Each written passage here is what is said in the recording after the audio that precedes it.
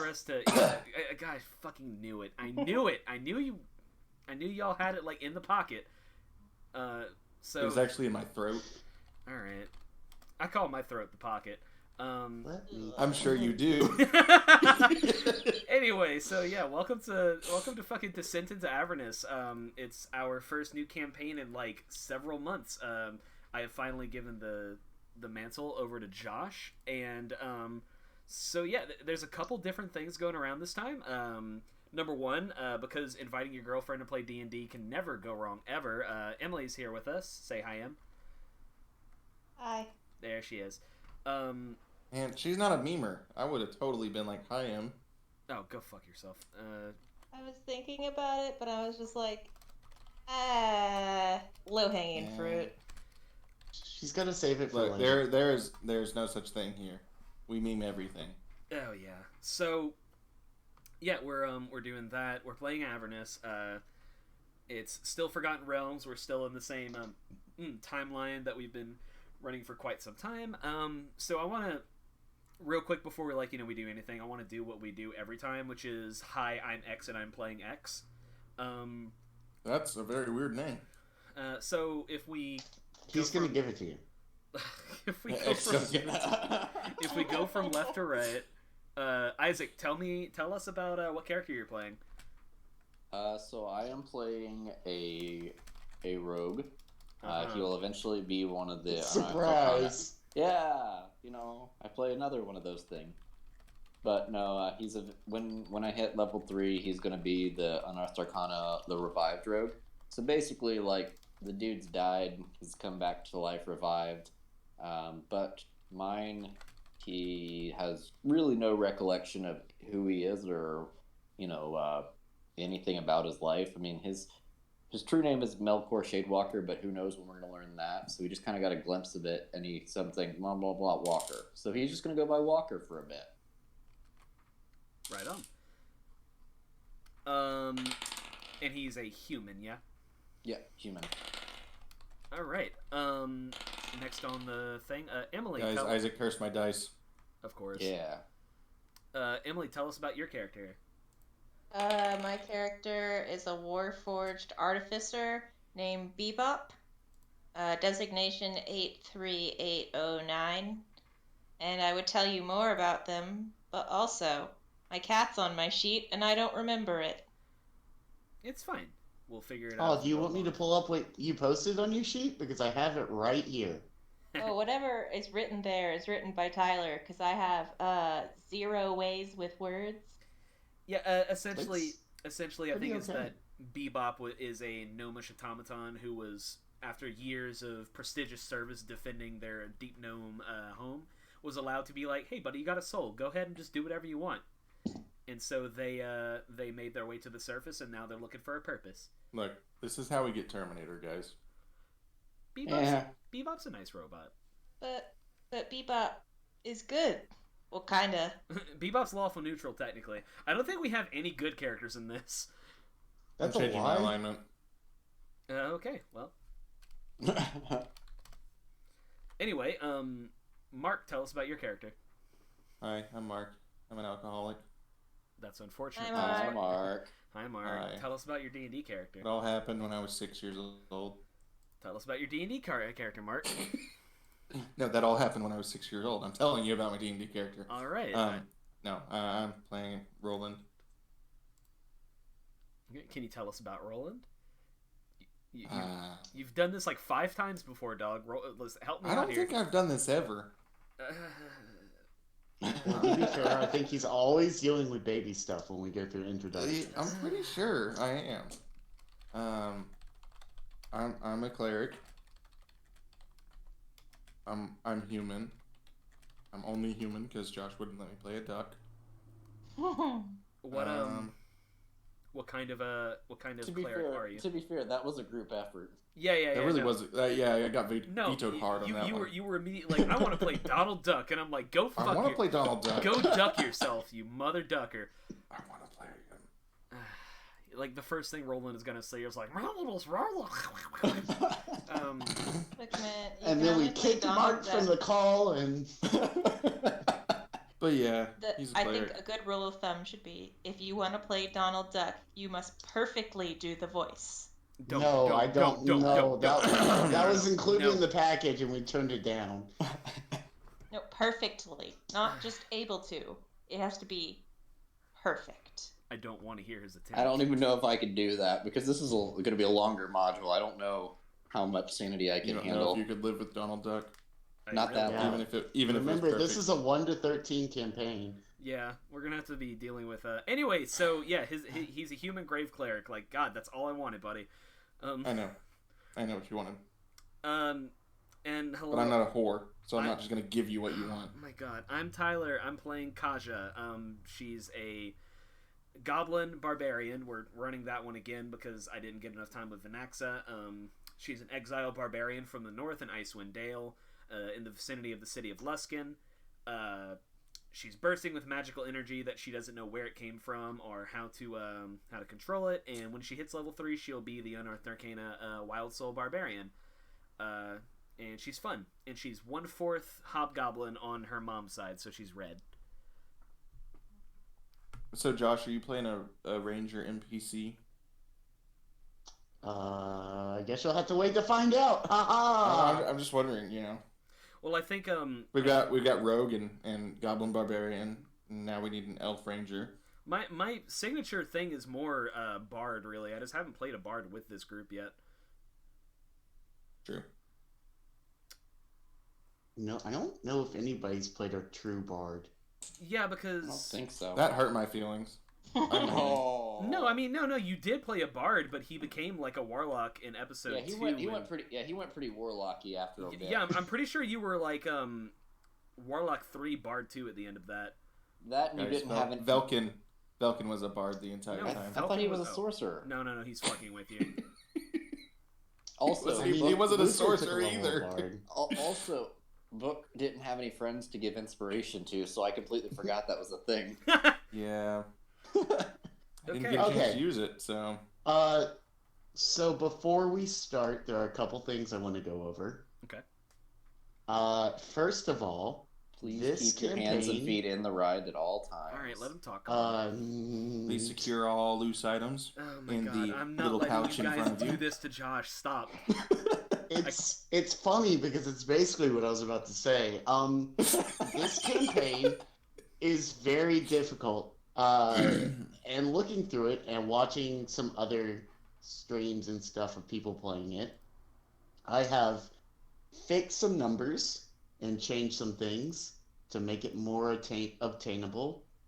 But holy shit, guys! I'm not gonna make it stupid baby easy, but holy shit. That being said, there are a lot of treasures like all over the place for you to find, and there's a lot of like items and healing potions and things like that for us to keep up with.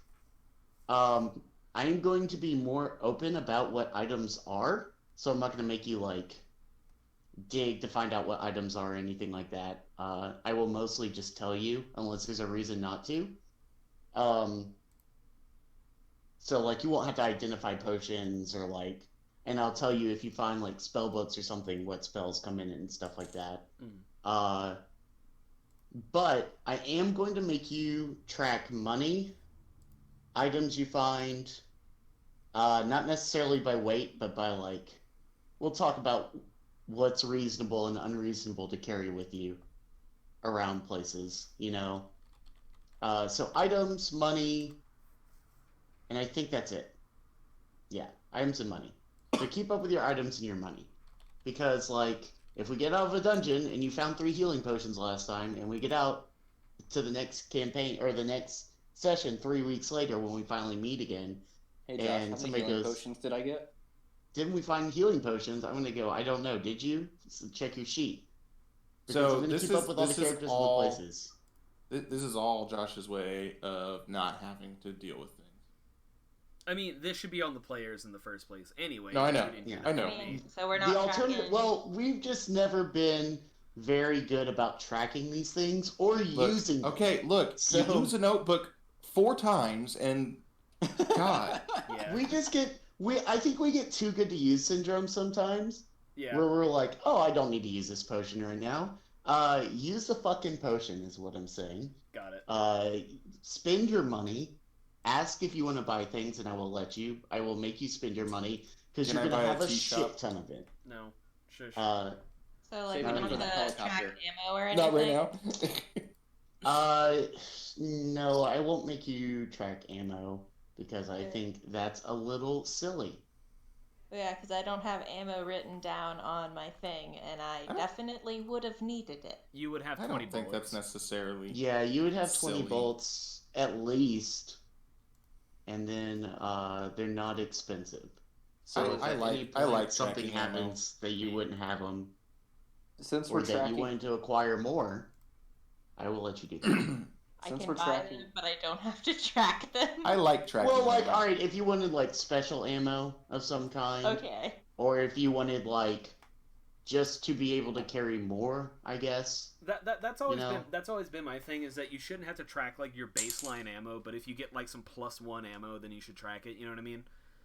Yeah, that's kind of my thing too, is like, it's almost like the video games where your base weapon doesn't use up ammo, but then like your special weapons do. Yeah.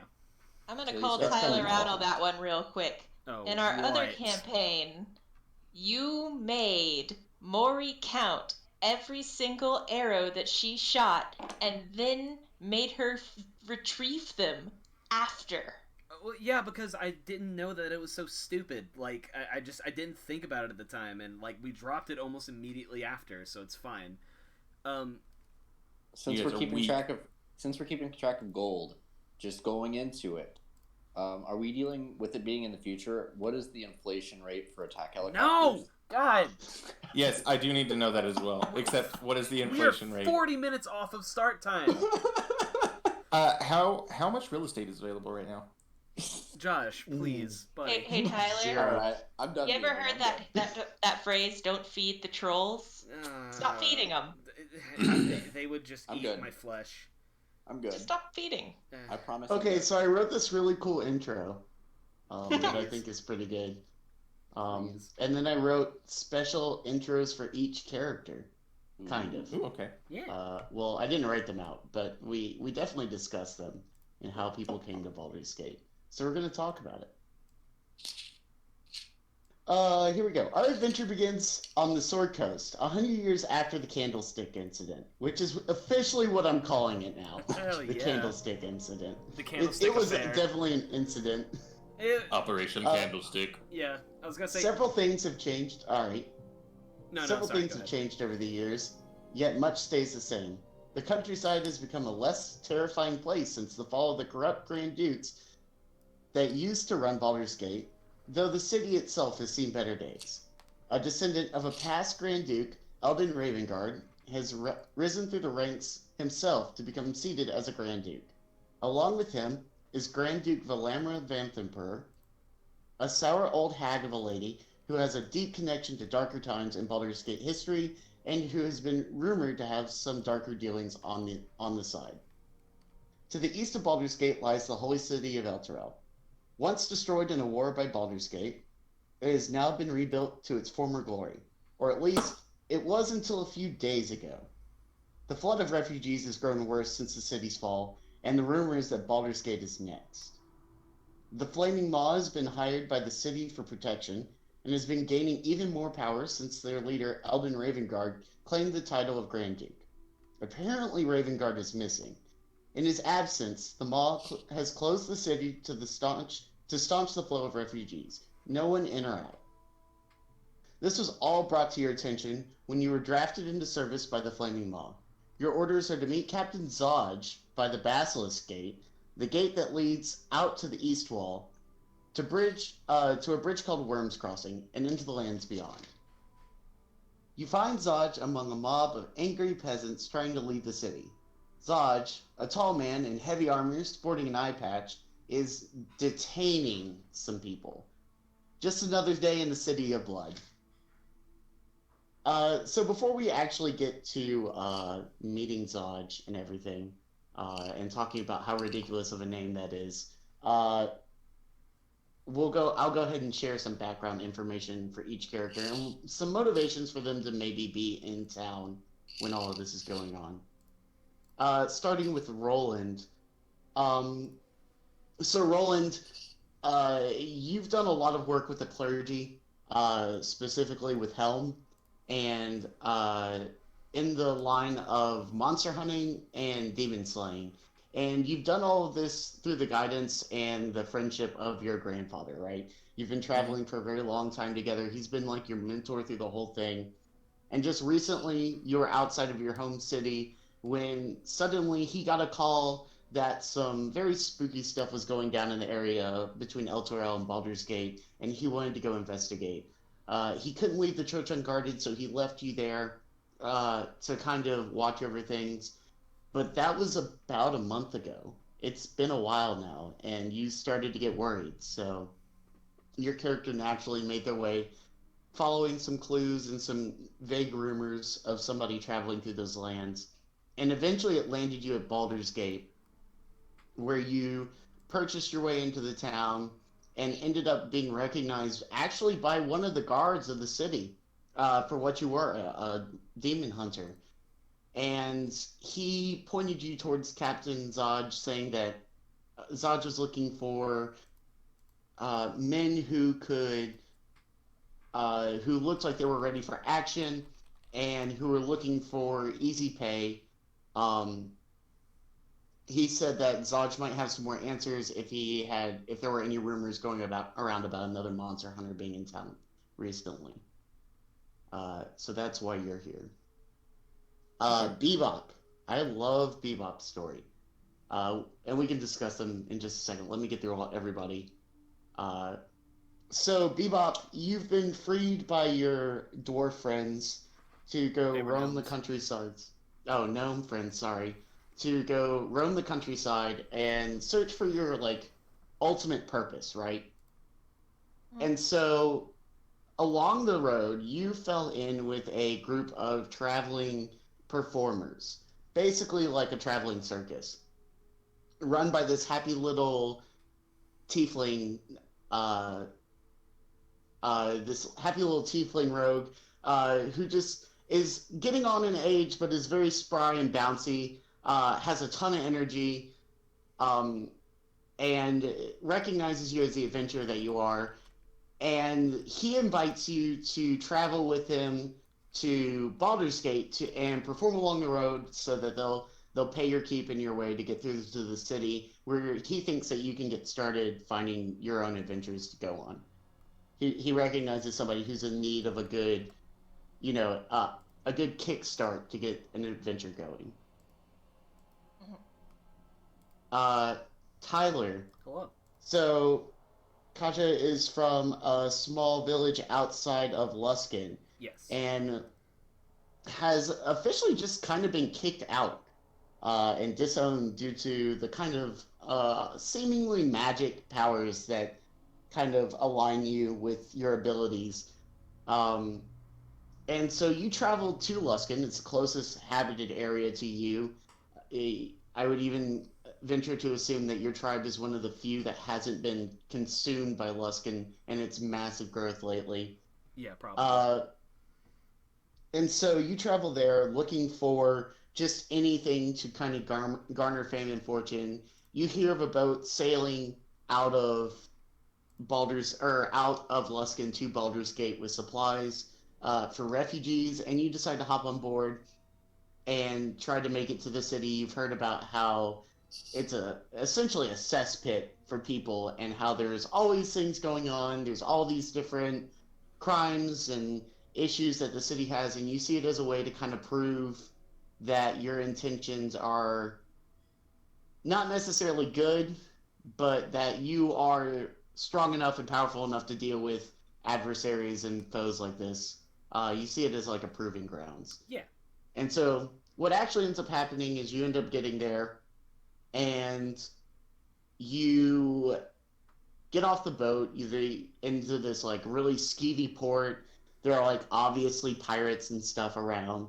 You end up at this bar down by the docks, like arm wrestling dudes and stuff, and just like dealing with petty things. And this flaming maw soldier comes up to you and actually asks you if you want to go on this like super daring quest. He's very charismatic, very outgoing, and just the mention of a chance to prove yourself is so exciting to you that you just cannot even, you can't say no. There's just no way that you're going to turn something like this down. Yeah, absolutely.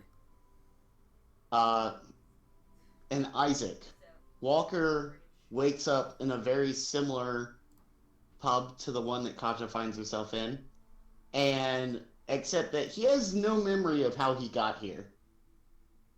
He has no memory of really who he is or what's going on, but he knows he's been shaken awake by somebody. And as you look up, you see a soldier there going, "What are you doing?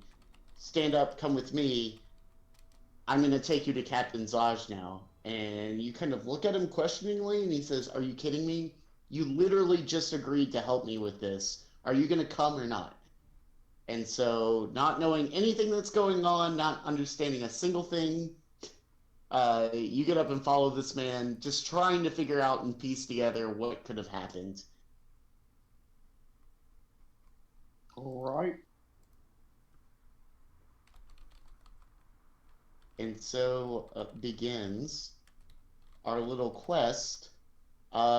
So you all arrive at the the Basilisk Gate, which leads into the eastern lower city. It's like on the eastern wall. I can send you a map in just a second, of like Baldur's Gate and what it shows.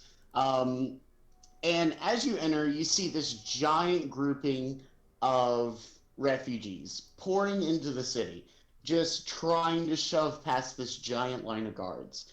And directly behind that, you actually see a fist fight break out. And in the middle of it is this just massive man in full plate armor, bearing this eye patch and this like corny evil goatee with like the black handlebar mustache, and he's just beating a guy over the head as hard as he can.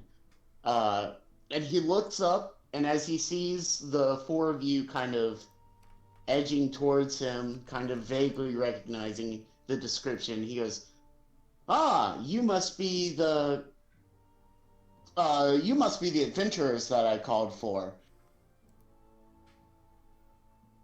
Yeah, buddy. Yeah. Who needs punching? Like, she's got like her little hammer in her hand, just plap, plap, plap. Ah, yes, I'm glad to see that you were excited and ready to go. Haha! Well, as you can see, we have things mostly underhand here. And as he says that, he just like, there's a refugee charging him, and he just reaches out and decks the guy across the chin and drops him. But he says, as you can see, the refugee crisis is really kind of strained us, and there's started to be some rumors in town of some darker dealings going on. The refugee, what he says exactly is, the refugee crisis has stoked fear that Baldur's Gate might suffer the same fate as Elturel, of which nothing remains but a hole in the ground, apparently. Our Grand Duke Eldon Ravengard was visiting Elturel on a diplomatic mission when the city was destroyed. Coincidence? I think not. The Knights of Elturgard themselves, Hellriders. A few of them escaped the destruction and think we're somehow to blame for Elturel's downfall. What a bunch of self-righteous rabble-rousers. We're arresting them on sight, but that's left us short-handed to deal with another problem. For that, I need your help. And he continues on to say, Baldur's Gate has been plagued by followers of the Dead Three, the gods of Bane, Baal, and Shermong. I thought we had wiped them all out, but apparently not. These purveyors of fear and death are taking advantage of the current crisis to commit murder sprees throughout the city. As my appointed deputies in this matter, you have license to kill these wretches on sight. Find their lair and wipe them out. Eliminate anyone who gets in your way, and don't worry about collateral damage. If you do what I say, I'll see that you each receive 200 gold pieces in addition to my gratitude, which is worth considerably more. A few blocks from the Basilisk Gate is Elfsong Tavern, A spy named Tarina hangs out there, gathering rumors for the guild. She owes me a favor, so tell her you work for me. Ask for what she knows about the Dead Three, and for the love of Baldurin, be nice. Tarina has dangerous friends. So, this license to kill, right? Is it physical? Can I show it to people? He goes, yes, of course. And out of his pocket, he fishes out 4 little brass badges. And what it is, it's the original insignia for the Crimson Maw, but it's now got a backing of flame over it, basically symbolizing how the Crimson Maw and the Flaming Fist came together and formed like one group. It's basically like having a deputy badge. Like, it's gonna allow you to get away with whatever you want. Oh, hell yeah. Let's go And ahead. he looks at you and he goes, as long as you show this to people and say my name, you should be able to go anywhere or do anything that you want. Just gonna. Well, I would say that Kaja like affixes it to like her scant barbarian outfittings, but she's gonna put that in her bag. Yeah. Would somebody like to give me a perception check? Me? I got you. Or I mean, whoever. I'll do one too. So that is a 19. Oh, fuck you. Okay. Very, very easy. So, Walker, you realize that Zaj genuinely believes that with those badges, you should be able to, like, it's basically like a license to kill and you should be able to get away with anything. But you know better than that. You know that the Flaming Maw, while they may be police, people just view them as, like, brutes. Like, they're not really they're seen as enforcers, basically. So it might give you some access to things that you wouldn't normally have, but it's not going to get you into literally everywhere or let you get away with crimes and things like that. So it's not a license to kill. It kind of is. Like, as long as you're killing cultists and can justify that, then yeah. But you're not allowed to just, like, walk through. You realize that you're not going to be able to just walk through town and murder people willy-nilly, basically. We just hold our swords out, twirling them through the streets. Whatever gets in the way, just. Let's set us up. Just stab that guy. Let's set us up a tavern, boys. So, like, we are all together now? Yeah, I mean, he gave us all the Yeah. badges. Alright. We all got badges. Well, I need to know if I can make some holy water. Or if I would have already made that. Do you not get that, like, being a cleric? Like, don't you start with that? No, bro, there's a spell for it. Really? And Yep. it's not even like real holy water where you just have to like pray over it for a second. You gotta actually cast some shit. Well, that's what it is. You're praying over it. That's Yeah. the Does it spell. have a... Does That's it a have, like, lit a... spell. How long does it take to make? It's a ritual cast, so it's like an hour, and it uses 25 gold of hour? So it says 25 gold of powdered silver. You have to expend a first level spell slot, and it takes an hour. I'm gonna say it's up to your party. Zodge looks at you and goes, listen, I need this done as soon as possible. If I don't hear back from you within a 10-day, then I'm going to have to send somebody to look for you to help you along. And he kind of gives you a look when he says help. That obviously means force.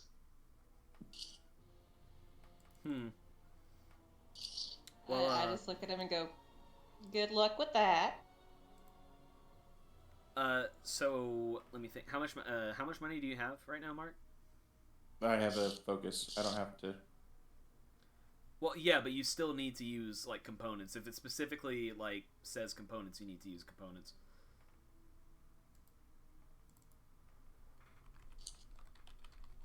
I'll have to look that up. Because the focuses do something. Right, but I'm pretty sure it doesn't let you just like bypass like, for example, it wouldn't let you like certain stuff. right, but it certain wouldn't stuff let it you does. like how resurrect costs a diamond. You wouldn't be able to just like do that. I think it's There's like a value cap. right, but I think it's like we'll figure it out. Let me see. Yeah. I'll figure Holy it out. Symbol 5th edition. Yeah, check that out. La la la. I only have 15 gold right now if I have to pay for something. Yeah, it Gotta pay God for that holy water. yeah. It's essentially your spellcasting focus, but it's special because you don't have to hold it or use a free hand for it like wizards do.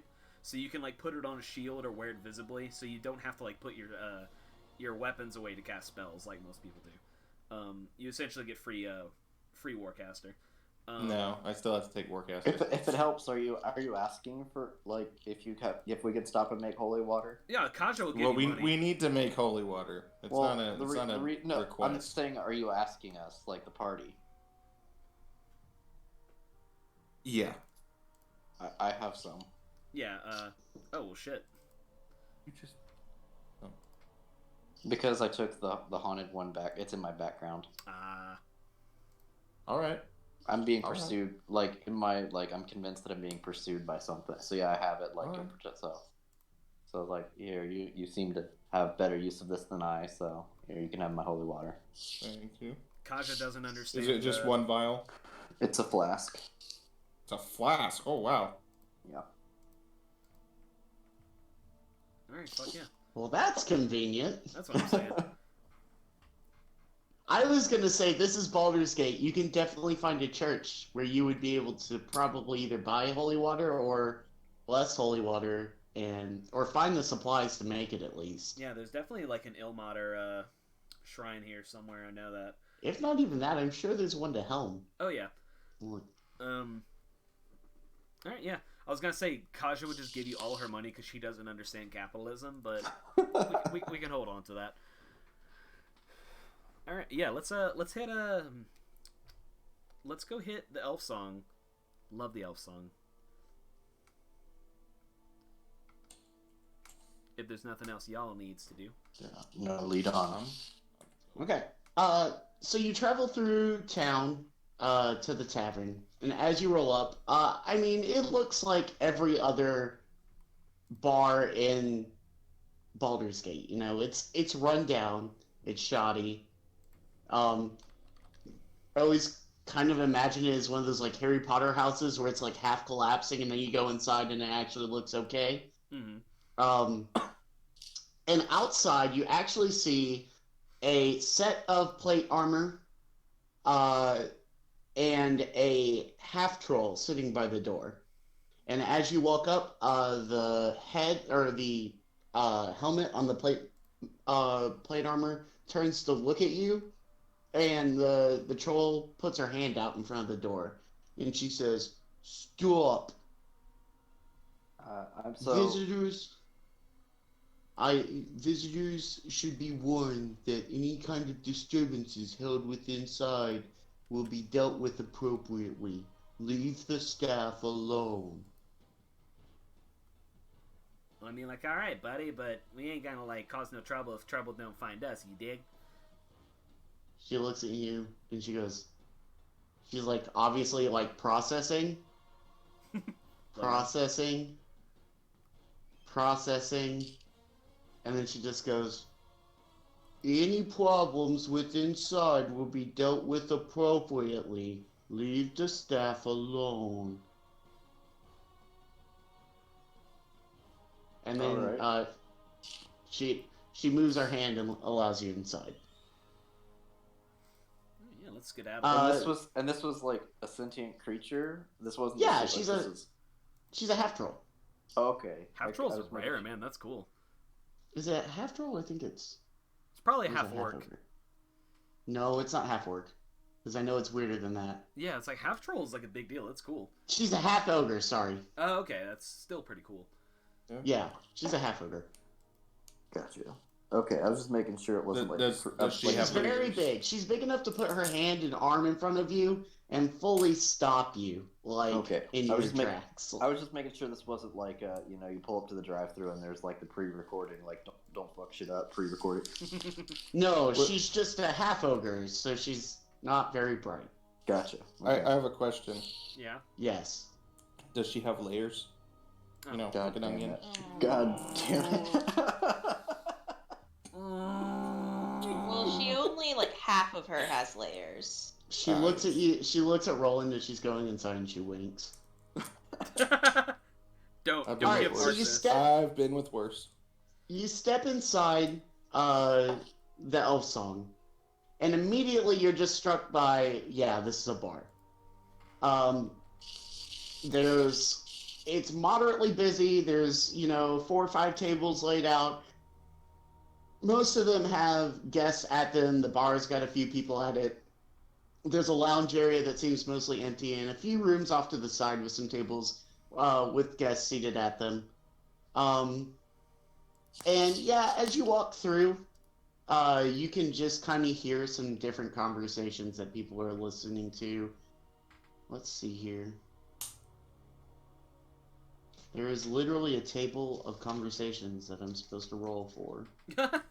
Ooh. That's some Pathfinder shit. Oh, yeah, here it is. So let's see here. Can I /R? Is it gonna let me do? Oh yeah, it will. Okay. So as you're walking through, you just kind of hear somebody casually talking, like, the Flaming Fist is decapitated. The captains have already started bickering over who should be in charge when Eldon Ravengard is gone. So, like, obviously the city's, like, pretty not happy about losing a Grand Duke, especially one that was in charge of the thugs that are essentially running the city now.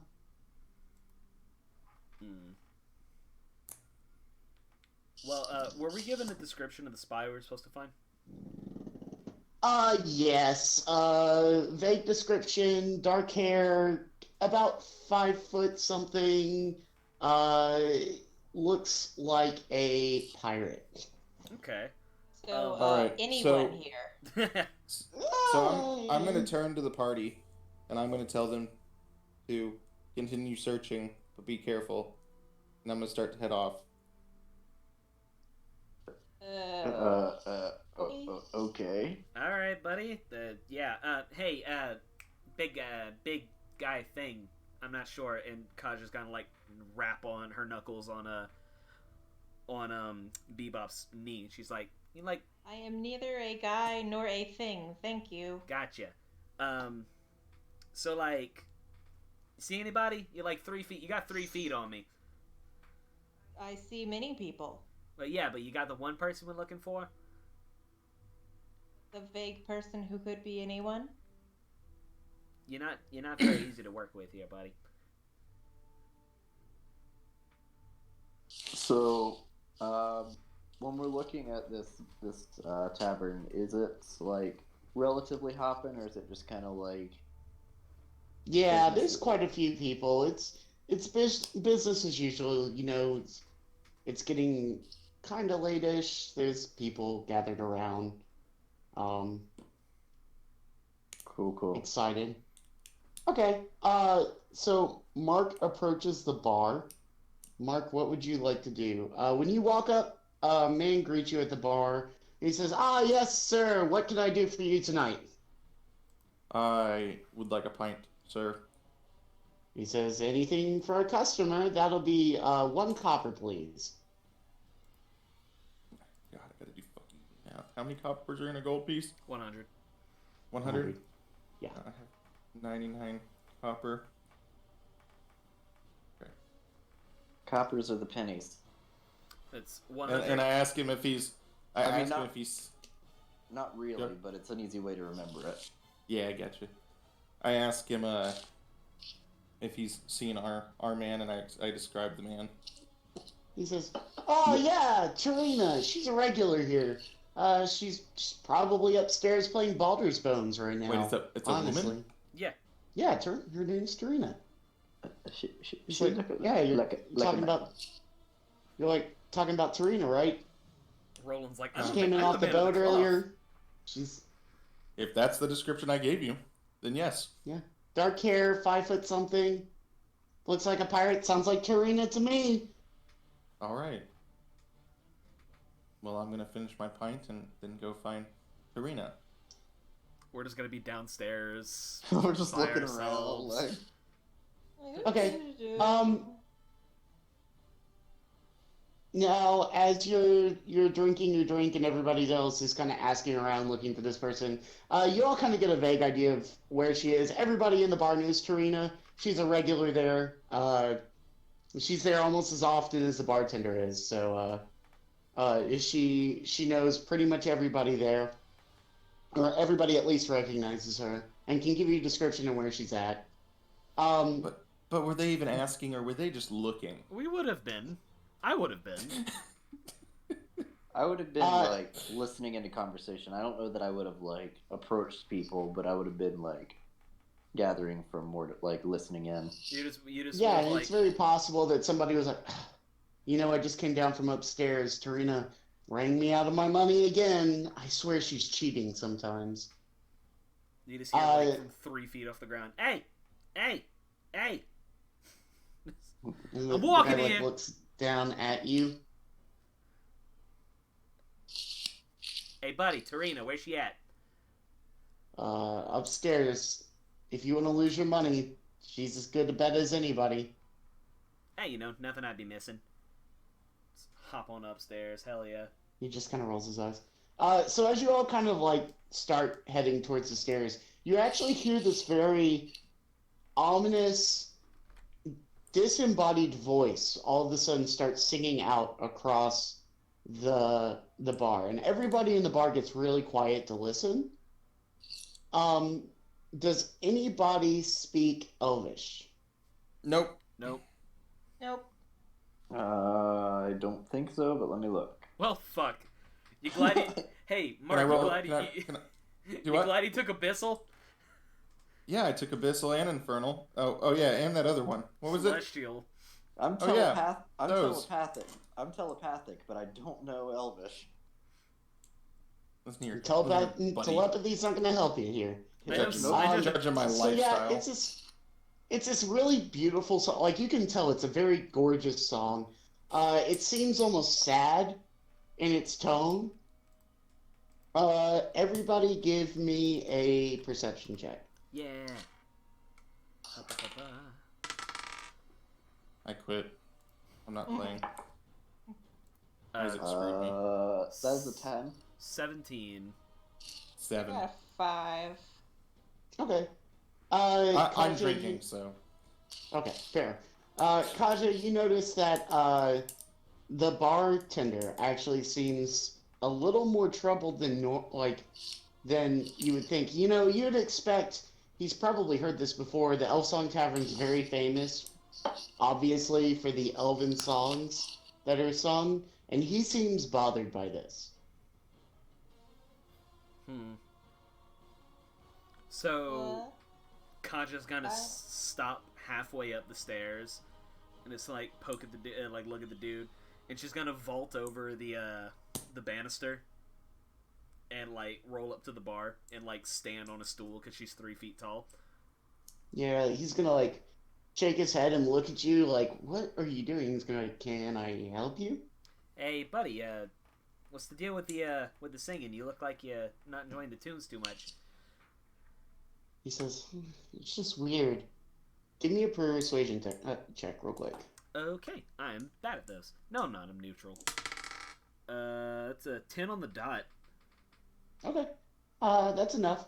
He kind of looks at you, and it's obvious you're not going away. Like, you just put your elbows up on the bar. Oh yeah, and she's do like the kinda- winking. She's winking at him. Yeah, but the big pouty-eyed please. He kind of goes, it's weird. I really can't recall the song. I've never heard her sing this one before, but one word did stick with me out of all of it.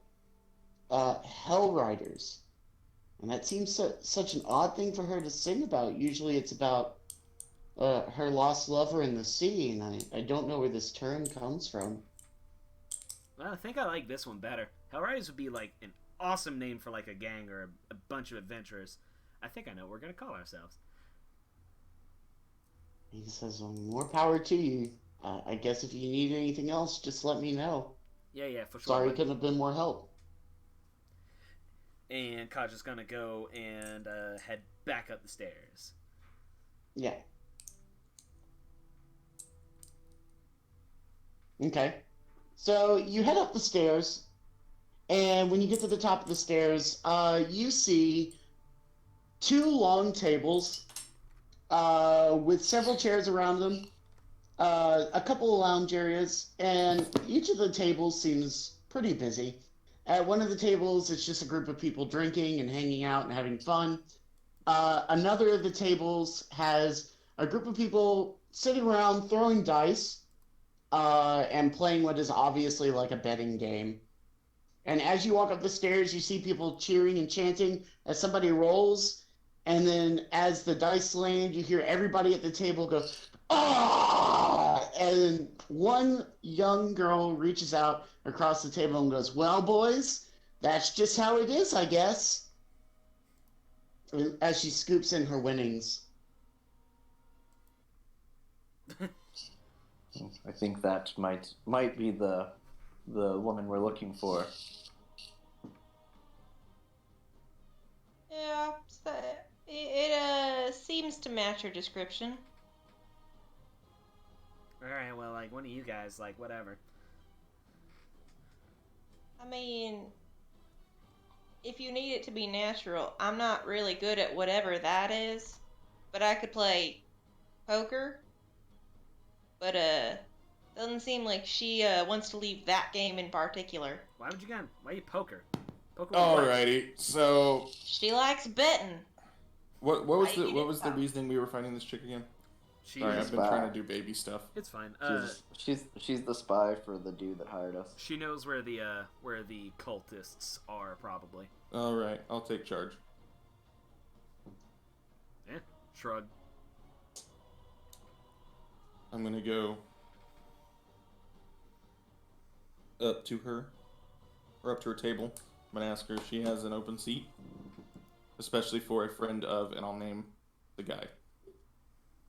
She goes, "Why? Who's asking? Who sent you? Are you here on your own? Did you bring friends? I don't know who you are." Kaja waves from the I'm coming background. to sit up at the table, but I'm not like I'm just kind of sitting, and I'm there. But I mean, I'll probably play, but I'm not like really addressing anybody. And I'm gonna ask, why are you freaking out at that name? What does it mean to you? She says, "Oh, I don't care about him. I'm worried about you. Why are you here?" To play some cards. She says, "Okay, then sit down." Alright, so the game she is playing is called Baldur's Bones. And I actually have rules here for how to play it. Okay. My God, a mini game. So it's very easy. It's essentially blackjack. Good. So what's going to happen is everyone will agree on an ante, and then each player will roll 3 dice, and then proceeding clockwise around the table, with the host going last, you'll have the chance to either stand or roll. If you stand, you keep the number that you're at. If you roll again, you add another d6 on top of the dice that you've already rolled. If your dice total exceeds 21, you bust and are out of the game. Otherwise, you can keep rolling until you either stand or break. Once everybody's gone, the highest point total, excluding anyone who busted, wins the game and takes the pot. Okay. Who's cutting their toenails? I'm flicking a knife. Sorry. It's not So that... she looks at you. Where did you sit down next to her? She's sitting at the head of the table, Roland. So where did you sit down next to her? On her Where are left the or her open right? seats? And you said there's this is rectangular. Yeah, it's rectangular with 3 seats on either side of her. I sit right next to her, as close as I can get. Kaja wants to On sit the left or the other. right? On her right. On her right. Okay. I'm gonna sit second seat on left. Kaja's gonna sit at the far end of the table because she wants to feel important. Okay. Bebop is going to stand right behind her. Ain't playing, just security. Okay, cool. So 2 other people are going to sit down at the table with you. And she's going to say, "All right, boys, ante is 3 gold. we're playing for keeps, so no whining and crying when you lose your money. I'm Dizzle down. Are we wearing our Alright. badges? Or are we hiding them? I think Mine's that's up in to... my... Yeah, I think that's up to Mine's like... I like imagine... My dude's got like a long coat or whatever. And so he's wearing his like, you know, like FBI agent style, like in the inside of his coat. So he like flashes his coat. Kaja has hers in a bag. Bebop's Gotcha. wearing theirs like right on their clothes, but given the cowboy aesthetic, it's easy to assume it's just part of the outfit. Okay. Mine will be in my pocket. Okay. So I just wanted to know what we were doing, if we were just flashing these around or what we were doing. Okay. But continue. So she goes, everybody's in? Yeah, toss 3 gold in. I nod. Yeah. Okay. So everybody's gonna pay the ante, including her, and she says, alright, 1, 2, 3, 4, 5, 6 players at 3 gold apiece. That's 18 gold on the table, boys. Everybody give me your best rolls. And so now you need to roll 3d6. The roll is gonna be this. So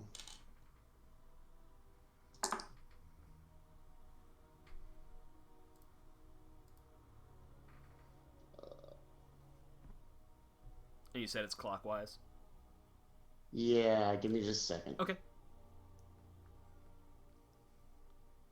Wow. This is really something right here. Is it? You okay over there? That's really dumb. Okay. Yeah, I'm rolling for the other people. So, everybody rolls. Tarina reveals her dice first, and she's the host, and she reveals her 5. The next person to the left is going to be Walker. Walker, what is your total? Total is 16. Off 3d6? Yep, 6, 4, and 6. Okay. The next guy beside you reveals his. His is also a 5. Kasha, what is yours? 16 as well. Okay. 5, 5, and 6. And then the second guy is going to reveal his. His is also a 5. I swear to God, Okay. if only got a 16. No. Oh, no, I'm sorry. He got a 12. Okay. He got a 12. I was like, that's dumb, but I counted it wrong. Okay, and what did you get? What did you get, Roland? I got a 12. Okay, cool. So, we have she's 3 pairs of numbers here. The mathematical, yeah. chances She's of gonna that- look holy at crap. Walker. She's gonna look at Walker and be like, it's your go. I'll roll one more. Okay. That is a 5. So what's So what does math? that put you at? 21. 21. I'm 21. good. She goes, Is that what we're hitting for? I couldn't remember if it's like Yeah, yeah, exactly it's 21. like blackjack. Yeah, Yeah. Okay. exactly. Bud. She's like, that's gonna be tough to beat. Let's see what happens. And next will be guy number 1. Oh, I love Who's that gonna guy. choose Ooh, man. D6. Is He's number gonna get 1... an 8. Or he goes to 8. You got a 3. Alright, Kaja, your turn. Okay. That's a 3, so I'm at 19. Okay. The guy next to you is gonna roll.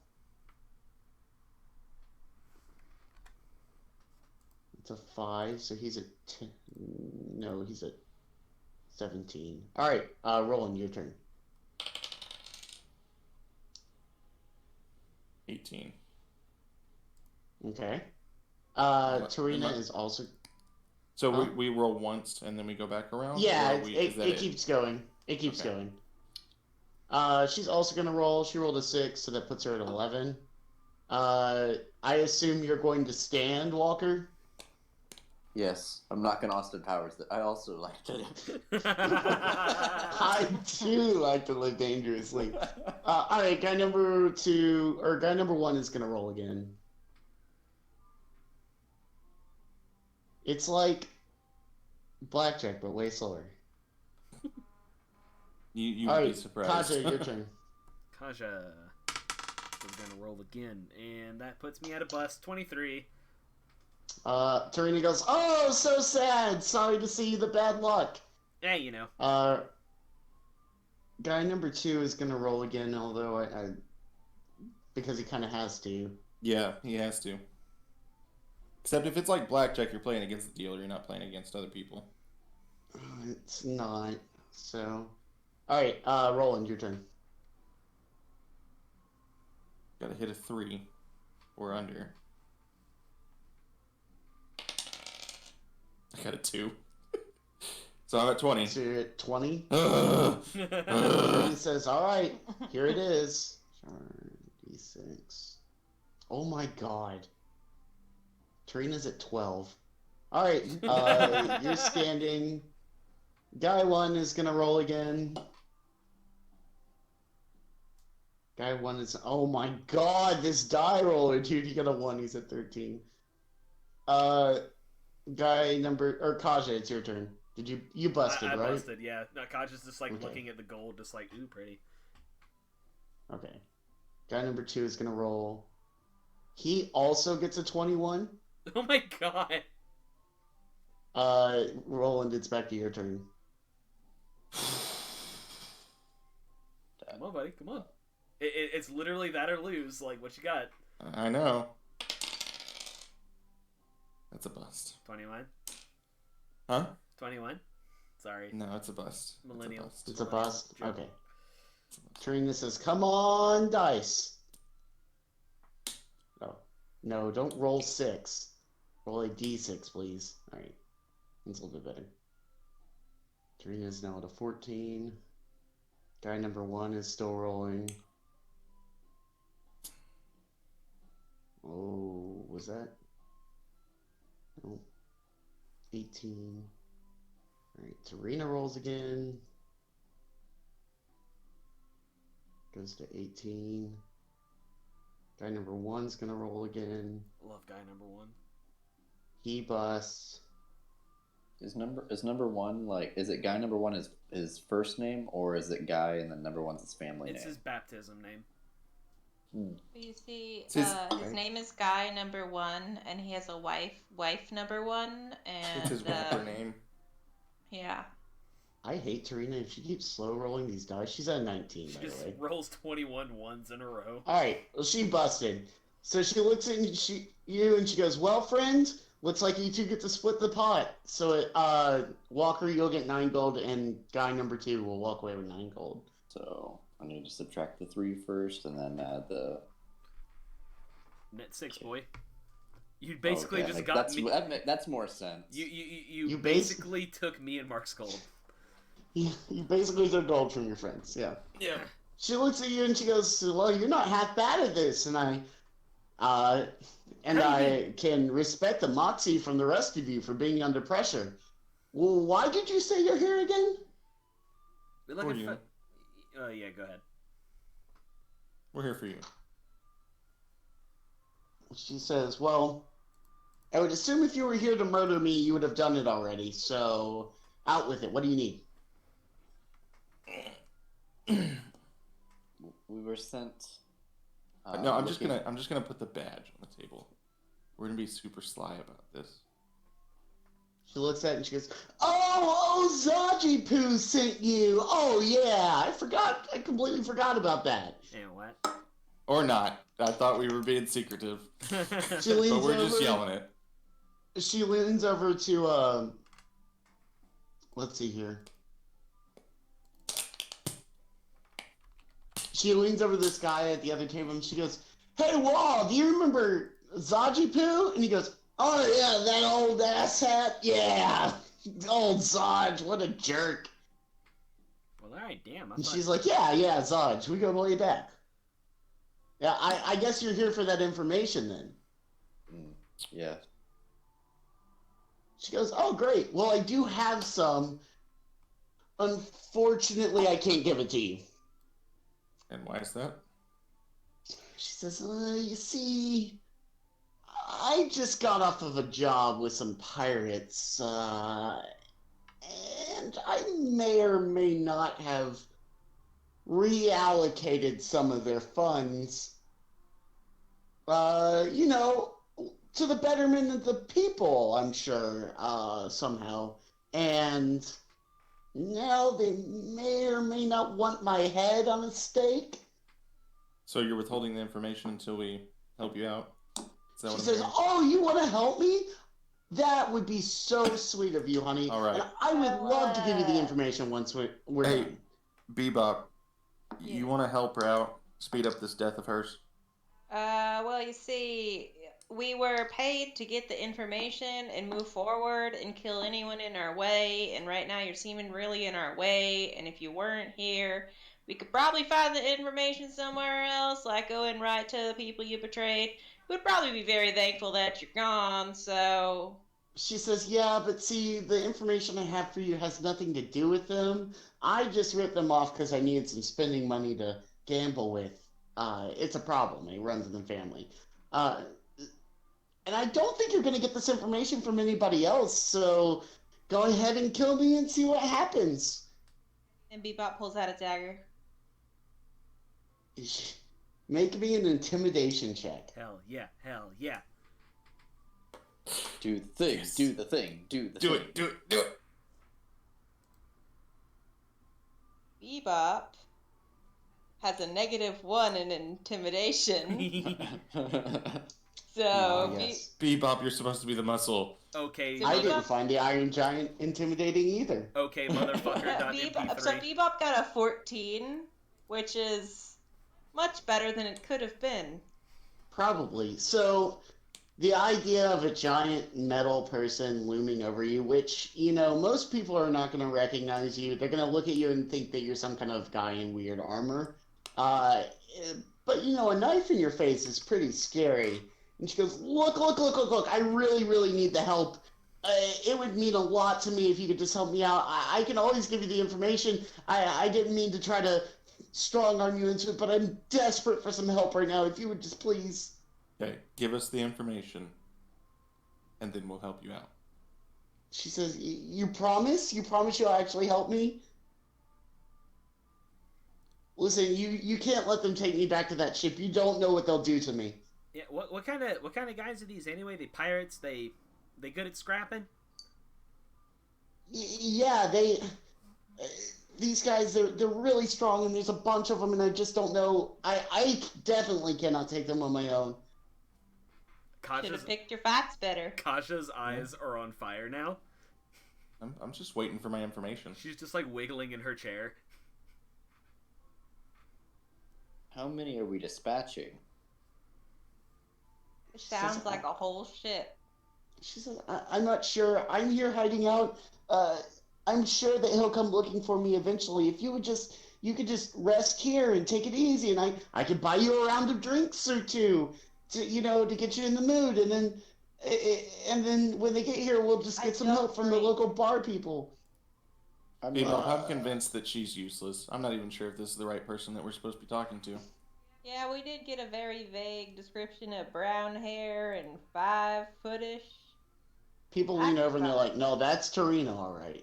I want to punch some pirates. I mean, if they're gonna come to us, we might as well just get as much information out of her as we can in the meantime, and then when they show up, we do what we can. We punch some pirates. What I'm hearing is we need to torture someone. No, we just punch him. I mean, Not the someone I'm talking about. We just get the information from her, and if the people show up, then I'll take care of them if we need it. So. And about this time, you hear from kind of outside, like through a wall, you hear, "Don't mess with the people inside. Any problems will be dealt with accordingly." And you hear a man go, "Bah, I'm not gonna deal with you. I'm just here for the woman." And you hear the front door slam very loudly after a few minutes. Kasha already has her warhammer out. She's bouncing in her chair. And Tarina goes, "Oh no, that's him." Come on. Let's go. Mel, Walker's gonna kind of like slink off to the side and try to get like a hiding spot.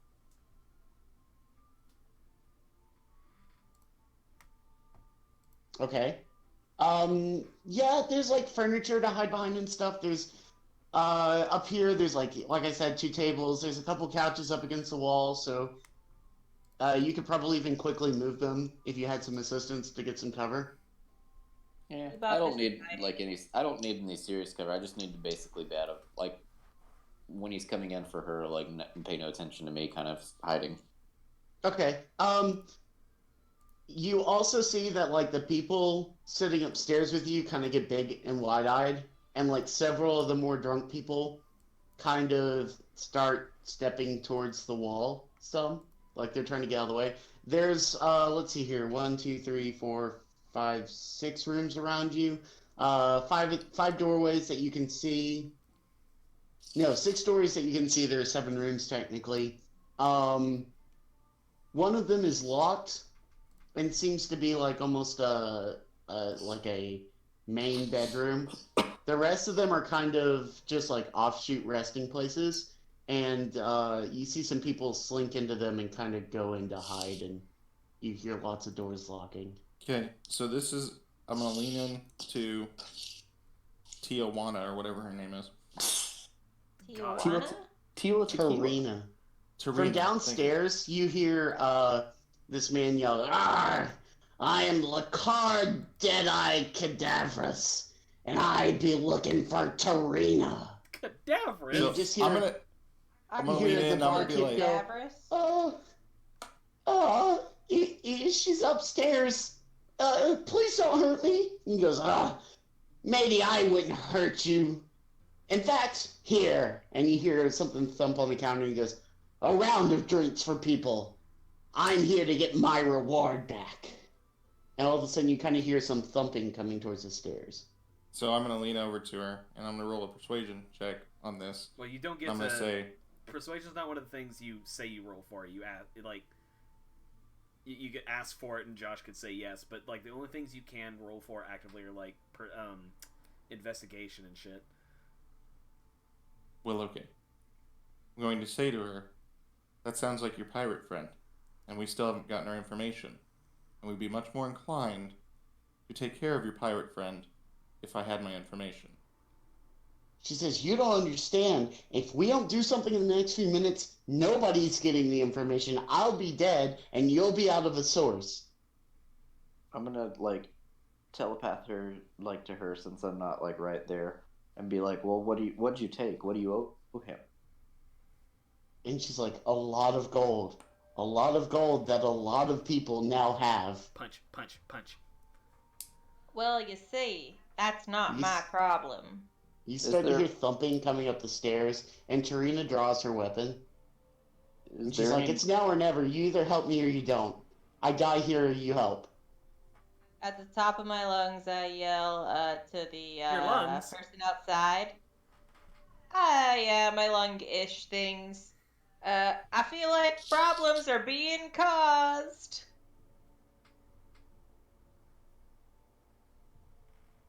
It's Oh, like, to the half. Yeah. you hear from The half-orc. from him coming. And To the she's half like, ogre. "Oh, she doesn't understand. She's dumb. Why even have her? Exactly. She's around." I can be buff and sit down too. I could take that. I could take place of the animated armor, man. Fuck that. All right, Kaja's like, can I like ready in action for like an attack? Yeah, do you want to, where do you want to be in the room? So, like- I can send you a picture of the room very quickly I'm assuming like in the chat. I'm assuming the stairs probably like go up and like go back. Not go back, but like have like a banister around it. Like I'm assuming like he's gonna have to come up and like get past some rails. Yeah, So- yeah, I'm going to send it in the chat just so you know exactly what it looks like. They're on the, like, eastern wall of the thing. There is, like, a banister there. She's gonna wait like at the banister, like ready to kneecap a motherfucker. Okay, and you're just going to hold an action? Oh yeah. Okay. What is everybody else going to do? I'm gonna go get my free drink. He's gonna pass him on the way down. Oh, excuse me. Buff's I, just gonna stay there, hand on revolver, just in case. I'm gonna go down past him to get my free drink, and I'm going to tell him Tarina's up there. Okay. I am.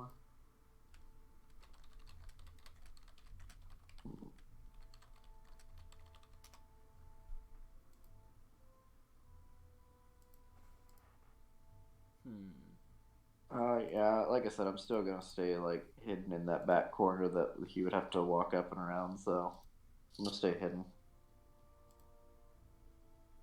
Okay. Okay, so as he comes up the stairs, he comes into a room full of people who are very obviously armed.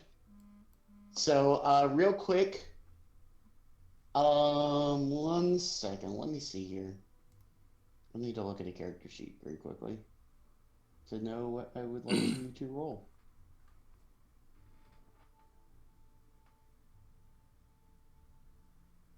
We're just gonna get a surprise round because, Yeet. because Kaja was smart enough to go stand by the stairs. Okay, so as he gets towards the top of the stairs, he sees Tarina and he goes, "Ah, Tarina! Kneecap. I see her," and he just, yeah, you just come around and kind of slam him in the knees. Real quick, everybody roll for, Initiative? yeah, that. The most important That was- word for the DM to know.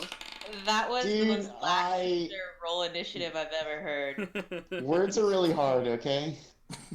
No, I understand. I got a 6. Where do I roll initiative on these guys again? Fucking hate everything. I got a 20. 20. Oh, You're yeah. downstairs drinking. I still get I got a initiative. 4. Alright, so 1 second. Yeah, you're good. I still get initiative, buddy. I can still come upstairs and get the drop on him if I wanted to.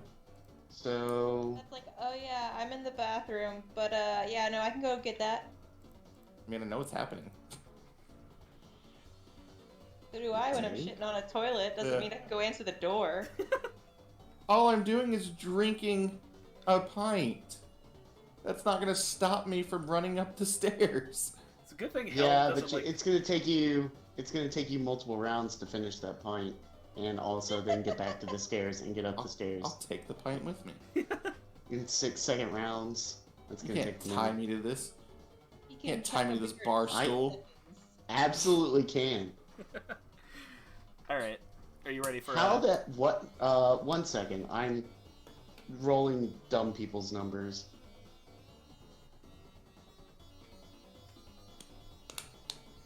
Oh my god. Good, buddy?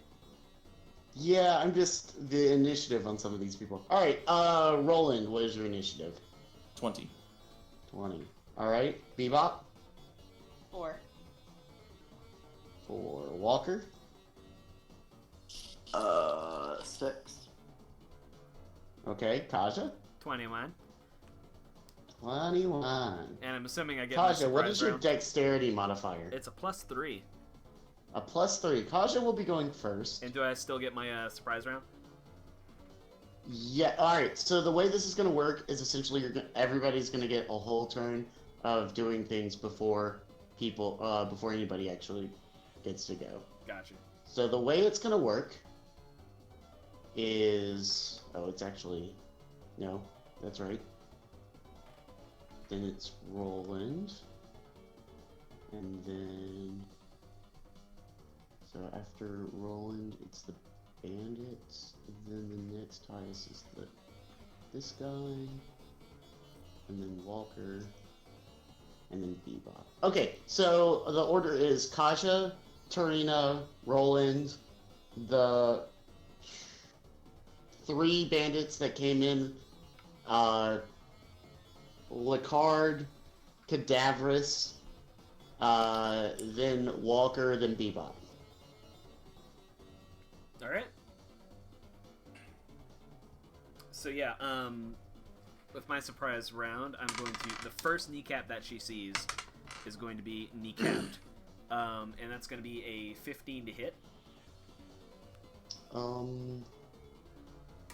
So the first one up the stairs is Cadaverous. He's leading the group. And I'm using my Warhammer two-handed, by the way, just because that does. Tie goes to defender, so that does not hit. Damn it. She's a little too excited. She just like swings and catches the banister. Yeah, she swings, and he's like, he's a captain for a reason. Like, he's been around for a long time, and like you clip the banister as you go with like your wrist, and it's just enough that he's like, oh god, like it does a whole like lean back to barely miss it thing. Alright, that's fine. But he is standing at the top of the stairs in the picture that I sent you. And you're sitting at like catty corner to him right behind the banister, and the 3 guards that are with him are behind him on the stairs. Are they Next visible up from is... where I'm sitting? All I'm saying is gravity. No, not from the bar. Okay. From there you would have to go, let's see here, the closest route is 10, 15, 25, 30 feet to the stairs, and then up the stairs. So you would have to double move to even get back up there. No, just to be able to shoot them. Oh, to be able to shoot them, you'd have to move 30 feet at least. Okay. That's all I need. So then Tarina's the next person to go, and she runs up and she's going to make a swing at the bandit captain as well. And she says, "You'll never take me alive, asshole!" Just running right into melee range, no big deal. RD20. She get a bonus for this? She sure doesn't. Everybody protect me. Just kidding. Hold my beer. She rolls a 13 and whiffs. So you see her just kind of like swing and completely miss.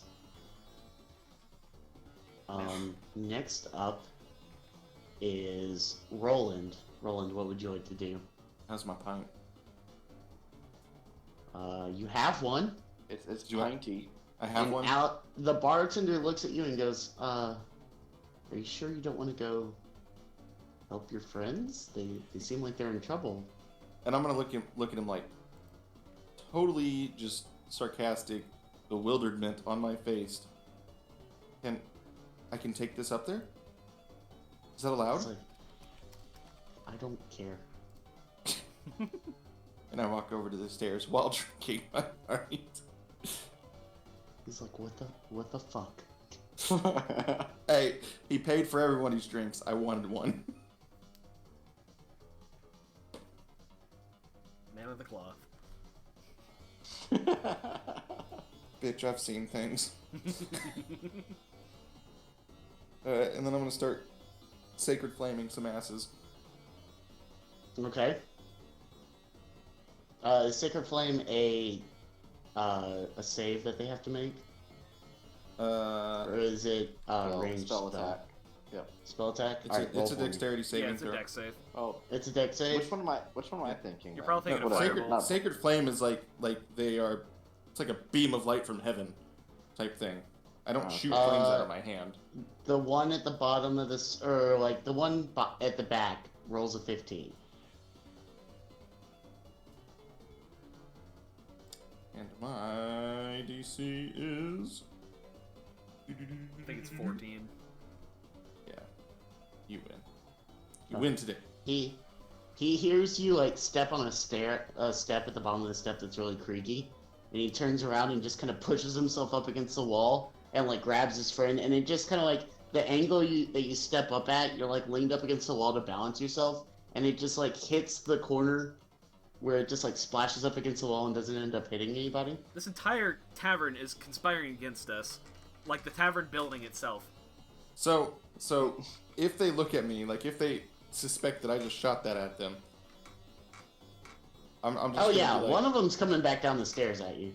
I'm just gonna be like, whoa, who did that? Okay, the one in the back is going to turn around and make a scimitar attack at you. Cool, do it, bro. Make me happy. Okay, I clicked on it, and it took me to a different page. LMAO. Where'd it go? I hate you, Roll20. Why would you do this to me? This is why I Hey, use you physical don't say dice, that. They dog. let us use their stuff for free. That's what I'm saying. No, I'm Why saying that because you've said that to me. I can't This even is get why rid of we this use page physical now. dice. Remember that time that I just like went off on roll 20 I on think, a stream? yeah, I think maybe I don't remember. It's been a hot minute. My It was memory's the bad. first campaign. Okay. Yeah, And you were just you just went on and on about how they let us use their stuff for free. Why would you say such things? I wish I I've could never close this invented window free about software. scimitars. Oh man. Like, free software you cannot shit on because you paid absolutely zero money. RD20 plus 3. It took me a little long to find that. He got a 4, so he swings at you and just I guess he's still scared and like there's still heat coming off the wall and stuff. So he swings at you and like hits the wall and just like shakes his arm. He does And so like a cartoon like wah thing. And as he does that, I'm just gonna look at him and just be like, "Whoa, who did that?" He's like, all right, I'm not stupid. So he's like, I was born at night, but not last night. So, all right, next up is the captain, and the captain's kind of just gonna look at you and be like, "What? What?" And he's like, still trying to draw his weapon because I forgot this is a free turn anyway, so it doesn't matter. Welcome to surprise rounds with Josh. I'm not good at this. All right, Walker, you're up. I'm gonna draw out. I'm gonna draw out my short bow. Since I'm hiding, do I get advantage? Yes, because he does not know you're there yet. He is much more worried about the apparent goblin that just attacked him. Bark. It is a 22. 22 definitely hits. Okay. So Why do goblins bark? Kaja does. that is an 8 piercing and 5 sneak attack damage. Okay. So that would put him at this much. And so he kind of takes the bolt, like, in the side, like, under his ribs, and he's like, ah! And now he knows you're there.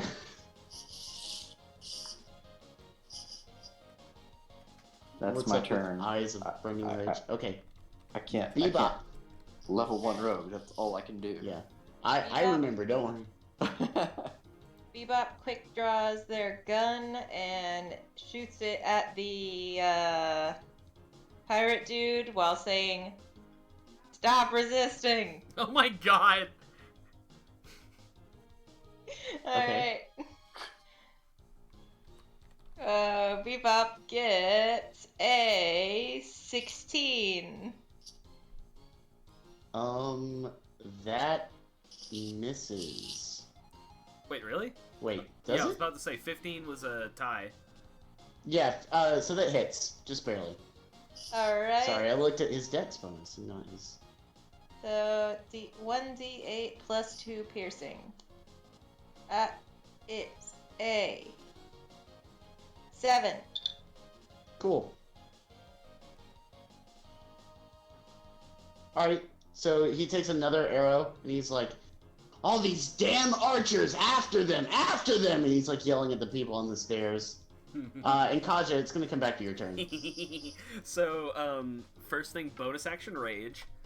So Okay. Still feeling the owl from like whiffing and hitting the banister. She's like, and I want to, and like roll with me here if this isn't like a thing, but I want to jump up on him and grapple him. My goal here is to push all of them down the stairs with his body weight. It doesn't have to be this round, but that's what I want to do. Make a... It's an attack roll if I grapple, I believe. Yeah, make an attack roll, and I guess he makes a strength save? Contested by... Yeah, it's my strength contested by his strength. Okay. So, athletics, and because I'm raging, I get advantage. So first one is a 17. And then... First nat 20 of the campaign, boys! Oh, thank God, because he rolled a 19. Okay, yeah, so you look at him, And the way I see it is like, Oh, you kind of do like the gremlin fucking, thing. Oh, she vaults the banister up at his face. Yeah, you do the gremlin thing where your head gets really twitchy and you start like, bark. and then you just like jump on him. Bark, bark. Yeah, and that's going to knock him down the stairs. Fuck yeah, fuck yeah, fuck yeah. So let's see here. I'm gonna make everybody on the stairs take a. Fuck, what am I gonna do this on? Yeah, I guess everybody on the stairs is gonna make a dexterity save. Or take a D12 of damage, because those are fun die. Yeah, we never use D12s. That's what I'm saying. Give him a reason. I don't think falling down the stair is gonna. Have I mean, you falling never fallen down damage- the stairs in your Fall- life? Falling damage used to be a d6 per 10 feet. So It's It a is a it's a D6 per 10. D10. It's a D10 per 6 It's- feet. No, it's a D10 per 10 feet. No, it's a. Let me. I think it's like a It's D20. a D6 per 10 feet. Hang on. No, it's I a was D6 per 10 having feet. a fit right now. Shut up.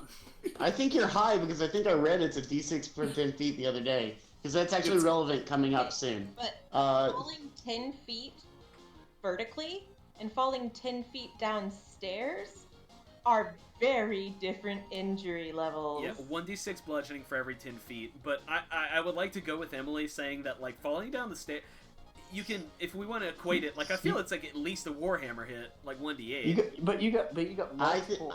You got multiple like impacts when you're rolling down Yeah. the stairs. multiple I will effects. give you 1d8 of damage on each, but that's on all of the enemies, on all 4 of them. Alright, because I'll they take all it. missed. They all failed. But Roland, you need to make the save as well. Why? I'm at the bottom of the stairs. Yeah, you are. I'm not on the stairs. They have to end somewhere. You're at the bottom of the stairs, my friend. That's fine. I'm proficient in it, so. You're proficient in standing on the stairs? No, I'm proficient in dexterity. Okay. Yeah, I was gonna say, because, How are you you- know, I lived upstairs for most of my life, and I would not say I am proficient at stairs. Cleric has proficient in dex save? No, it's just I have a high dex. It's Oh. a joke. I was like, what? That's a 19. A 19? Oh yeah, you very easily just step to the side and watch And I this don't giant ball spill my of beer. hate. This giant ball of hate just like roll down the stairs. It's not really hate, it's not yeah. personal. So they're gonna take 1d8 each. Okay. Do you want me to roll all those? Yeah, sure. There's 4 of them. Okay. Okay. It's an 8, a 4, a 3, and a 7. 8, 4, 3, 7. Yep. All right, so we're gonna go in that order. Bandit Captain's gonna take 8, 4, 3, then 7. And I like to think if I can still have it's okay if I can't, but if I can still have him grappled, I want to have him like on the ground, like in a headlock at the bottom of the stairs. And then 7. Unless like I rolled off So- of him or something. 1 second, I gotta do math, It's fine. and I'm bad at it. So And you're the Alright, DM. I'm bad at it too. this much. So the way it turned out is like he took a lot of damage because you physically landed on him and started him bowling into these people who had all their weapons drawn and everything. Hell yeah. The guy under him took a little bit less. The guy under him took a little bit less. But the guy at the bottom took a lot of damage, and he is not looking good. You kind of all landed on top of him, so he's kind of been flattened out. Fuck yeah. Can I keep grappling him, or did I like get thrown off? I'm cool. either Yeah, way. you're still grappling him. You like grabbed him and rode him down the Oh, stairs. fuck yeah. Rode him like a bronco. So at this point, you hear something at the door, and the door slams open, and you see 2 more bandits, along with a schooner following behind them, who is the half ogre, and she's like, no commotion, no commotion. Bring it on, bitch. I'm raging. And like all the people in the bar are starting to clear out, and the bartender's like, why? Why? He's just so upset. He's like, Schooner, I need you to deal with this problem. She's like, okay. Drinking bar- Alright, The bartender is Tyler DMing. let's see here. Next up is Tarina. Tarina's gonna step up to the stairway, and she is going to draw her crossbow that she has. Let's see here. I think it's a crossbow, right? Yeah, it's a light crossbow. And she's gonna yell, "Die, you!" and just fire it down the stairs at Cadaverous. Here. Best fucking name, by the way.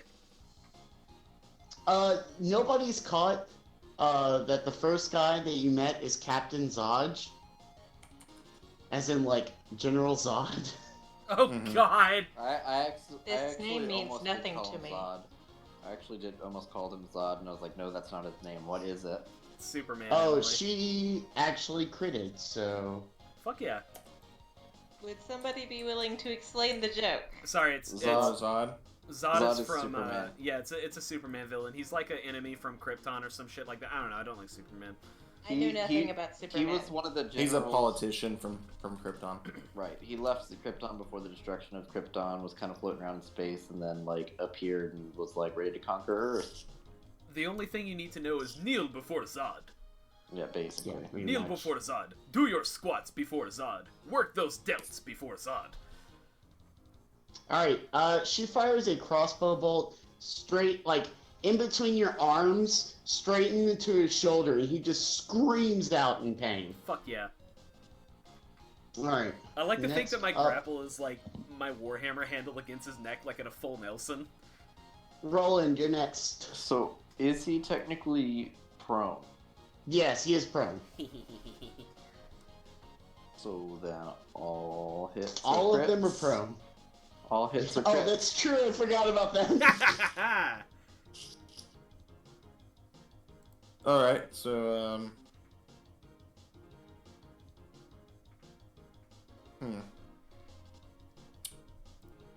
I am going to get out of the way. Move, bitch. Amazing. Yeah, I'm gonna tell Captain What's-His-Face, I'm gonna say thanks for the beer. And gonna go back over that direction, away from everybody that's falling on me. So you're just not gonna help at all. I tried, it didn't work. I almost spilled my beer. They're literally all prone right now. And I don't have a weapon drawn. Step on their face. You auto-crit them. They failed dex saves automatically. What have they done to me? Oh my God god. damn it. What have they done to me? Mark, we have got to talk about D&D etiquette, man. Come on. Y'all are not gonna last long in this campaign if you do this. I kill demons and devils. Once we get to them, it'd be no issue whatsoever. The goblin puts up, like, the 2 fingers behind the dude's head doing fake horns. Can I? Please? I might be just drunk enough. This is his second pint. Wait, when did you finish the first one? Before I went and talked to really Tarina. slammed it.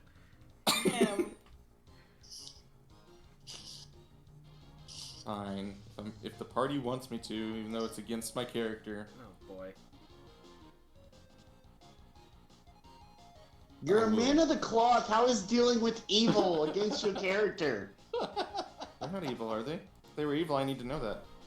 They're Mark. This isn't Pirates of the Caribbean where they're lovable and drunk. Real pirates, not good people. Alright. Then I will smash him with the mace. To the face. Okay. You crit. 2. How much damage is that? Double? Or roll twice? It's your attack die twice, right? Yes. Okay. And you add your whatever bonuses you have once. That exchange took like roughly 5 minutes, by the way.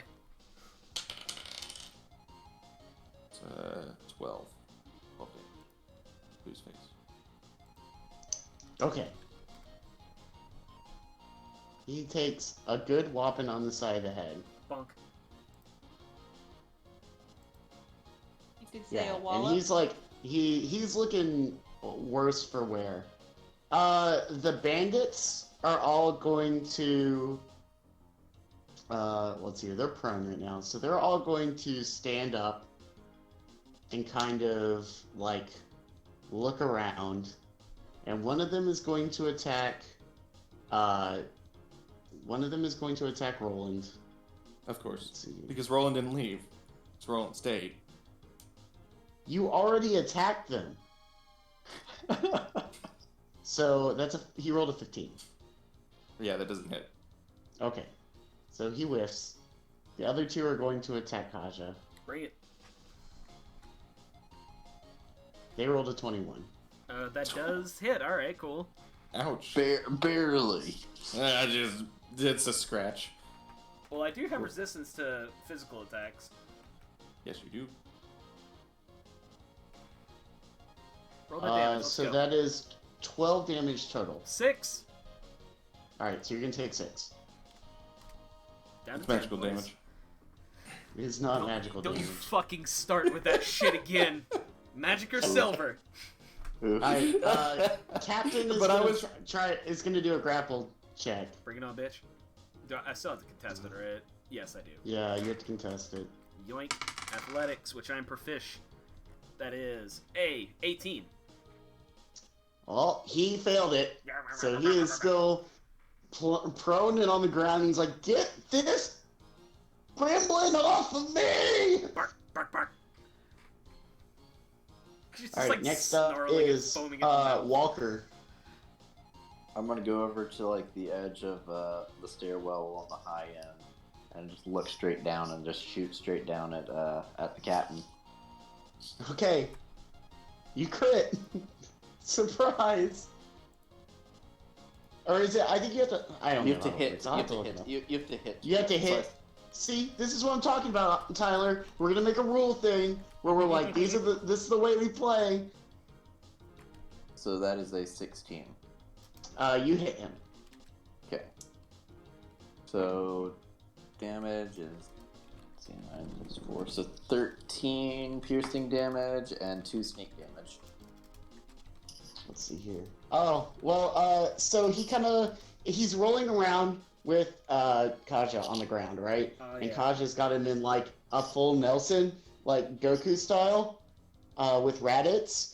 And you kind of like flip him over and like aim his chest up the stairs right as Walker pulls the trigger, and the arrow just kind of flies down into his head and embeds itself. Don't you get And he just disadvantage for dies. firing into close combat? It's like 30 feet. It's crossbow. I'm looking down the stairs, like I'm shooting He's- straight down. Prone and grappled. I'm just asking for future The reference for this new captain- for the sheet that we're making. Yeah, he's got a The good point, though. captain dies. Fuck yeah. Spare the dying. Well, we're still in a niche. We don't know what the other guys are doing. Yeah, Wait- it's wait your actually turn. Bebop's He turn. doesn't get death saves. He's an NPC. So I'll still spare the dying. Oh my god. I mean, that's fair. It's cleric shit. Yeah. Yeah. But wait your turn. Alright. So, it's just the two guys down the stairs now? It is more than that. So it is 5 guys down the stairs. Oh fuck yeah. 5 guys. Damn, burgers. Give me them large fries. So you have the 3 that are that just stood up, and then the 2 that just came in the door. Oh wait, it's still Walker's turn. If he knows there's 5 guys downstairs, he's good. Well, I don't know if you would. I'm memeing. If there's Oh. 5 guys downstairs, I want them burgers. Man, I love Five Guys burgers. They charge you like So good. $1.50 for the cheese on the burger. Don't Who care. gives a shit, Christ, Tyler? It's will good somebody burger. roll It's for a really good damage? burger, but god, that's a lot of Fucking Tyler. kill the bandits! God! But Josh, they're really good burgers. We The all burgers, stop man! We all revenge. stop and go to the bar and be like, hey, 5 guys, let's throw them on the grills. You guys got any burgers? The bartender's like, what are you doing? And then Can I get some Cajun fries? the bartender yells, 4 patties. Alright. I worked at a 5 Guys for a while, so you have no idea how triggered I am. So Peanut can you make them shells. good smash burgers? Oh god, who's... Alright. Yeah. So I'm gonna move forward with my attack. Downstairs there should be like 5 guys, but not burgers, sadly. So Only 5. I'm gonna cast Firebolt on just the front one, whatever one is closest. The one laying Okay, in front of me. cool. Is that a deck save or It's an attack. It's an attack. Okay. Yeah. So Fucking close the page again. it is going to be a 15. How do you cast that? Is Because that it's with your gun. Right? definitely? Hits. Oh, I cast the firebolt out of the tip of my gun. Like, man, it's both a real gun and a magic gun. Oh, dude, I actually know somebody who has used that before. If only we had ever had experience with magic guns in this group. This one doesn't blow Who up could have though. possibly? Yeah, Oh, this to gun be doesn't fair. blow up, and And you this and one you can't doesn't fill it have with rocks. No. He didn't fill it with rocks. He filled it with fantasy cocaine. You're right. Fantasy cocaine. I forgot. No, but that would work. It's like shooting rock salt out of a shotgun. It'll hurt. Hey man, anything that's combustible, right? We can fill it with fucking baby powder if we put enough in there. But yeah, so does Yeah. Anyway, it also yeah, ha- you it also has definitely to be- hit him. Yeah, so that's a D10 for damage. Sure. Yeah, well, it is, yes. It's a 5. All right. He is looking real scorched. Is he would you say grilled a little bit to the consistency of a patty perhaps? I'm sorry. This is my revenge. I'm gonna leave. God, if Five Guys was open, Alright, after I'm this, gonna I go. would be, like absolutely killing some Five Guys. Fucking hate all Yeah, of the you. closest 5 guys to Wait. me is 45 minutes away. Yeah, no, Josh said kill the 5 guys, so yeah, we can... Could kill some. Alright, We gotta go- Tony's gonna... Well, no, it's fucking Kaj's turn. Of course it is. Bark, bark, bark. I can't even progress combat because you guys are in the way. So letting go of the dude who is now dead, Kaja's gonna like roll off of him, and I can't cast poison spray because I'm raging. Well, that's good. So I'm just gonna take my warhammer and bludgeon some dude to death. Like some real like standing. some really fucked up like RoboCop shit. Alright, so I'm gonna ask, 1, 2, or 3? 2. 2, okay. Pick number 3, my lord. It's number 17. It's a 17 to hit. Wow, that definitely hits. 1d10 plus 2. That, my friend, I'm pretty sure is the third Shrek reference of the night. So it is 9 total, and I'm gonna use Fury of the Small because I don't think I can use Fury of the Small until you declare whether or not he dies. So that's a +1 damage, and he takes 10. Okay, he's super dead. Oh yeah.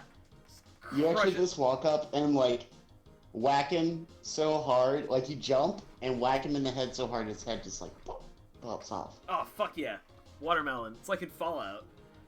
It's like whenever Yeah. the final Pam has the axe and she's just like going to town. I've been working on the Jeffrey. This guy's name is Jeffrey.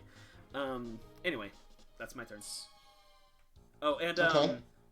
I'm going to use Nimble Escape to another goblin thing to disengage and like just kind of take spot in the center of the room. Okay.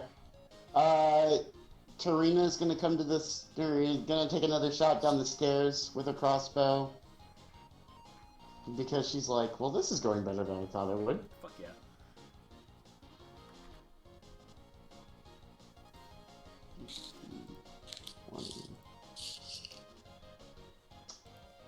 She misses, unfortunately. Yeah, she misses.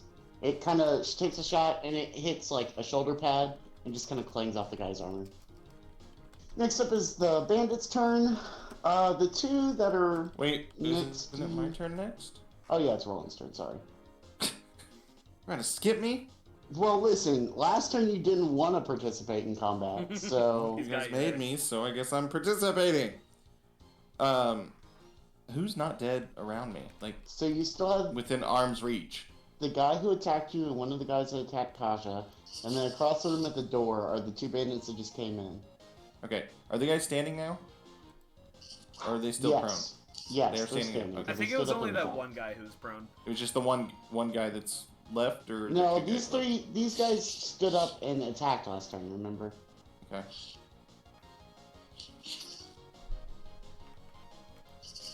So, I'm gonna spare the captain, as a bonus action. So, Spare the Dying does what exactly? It says, I touch a living creature that has 0 hit points. So, within the 6 seconds that have passed, has he become totally dead? He has a crossbow He bolt took in an his arrow forehead. to the eye. So yes. You can survive from that. As the creature becomes stable, that includes the arrow. It is touch a living No. creature, and Josh did say he died. Okay, then. That's fine. I'll bash the guy next to me. Okay. Okay.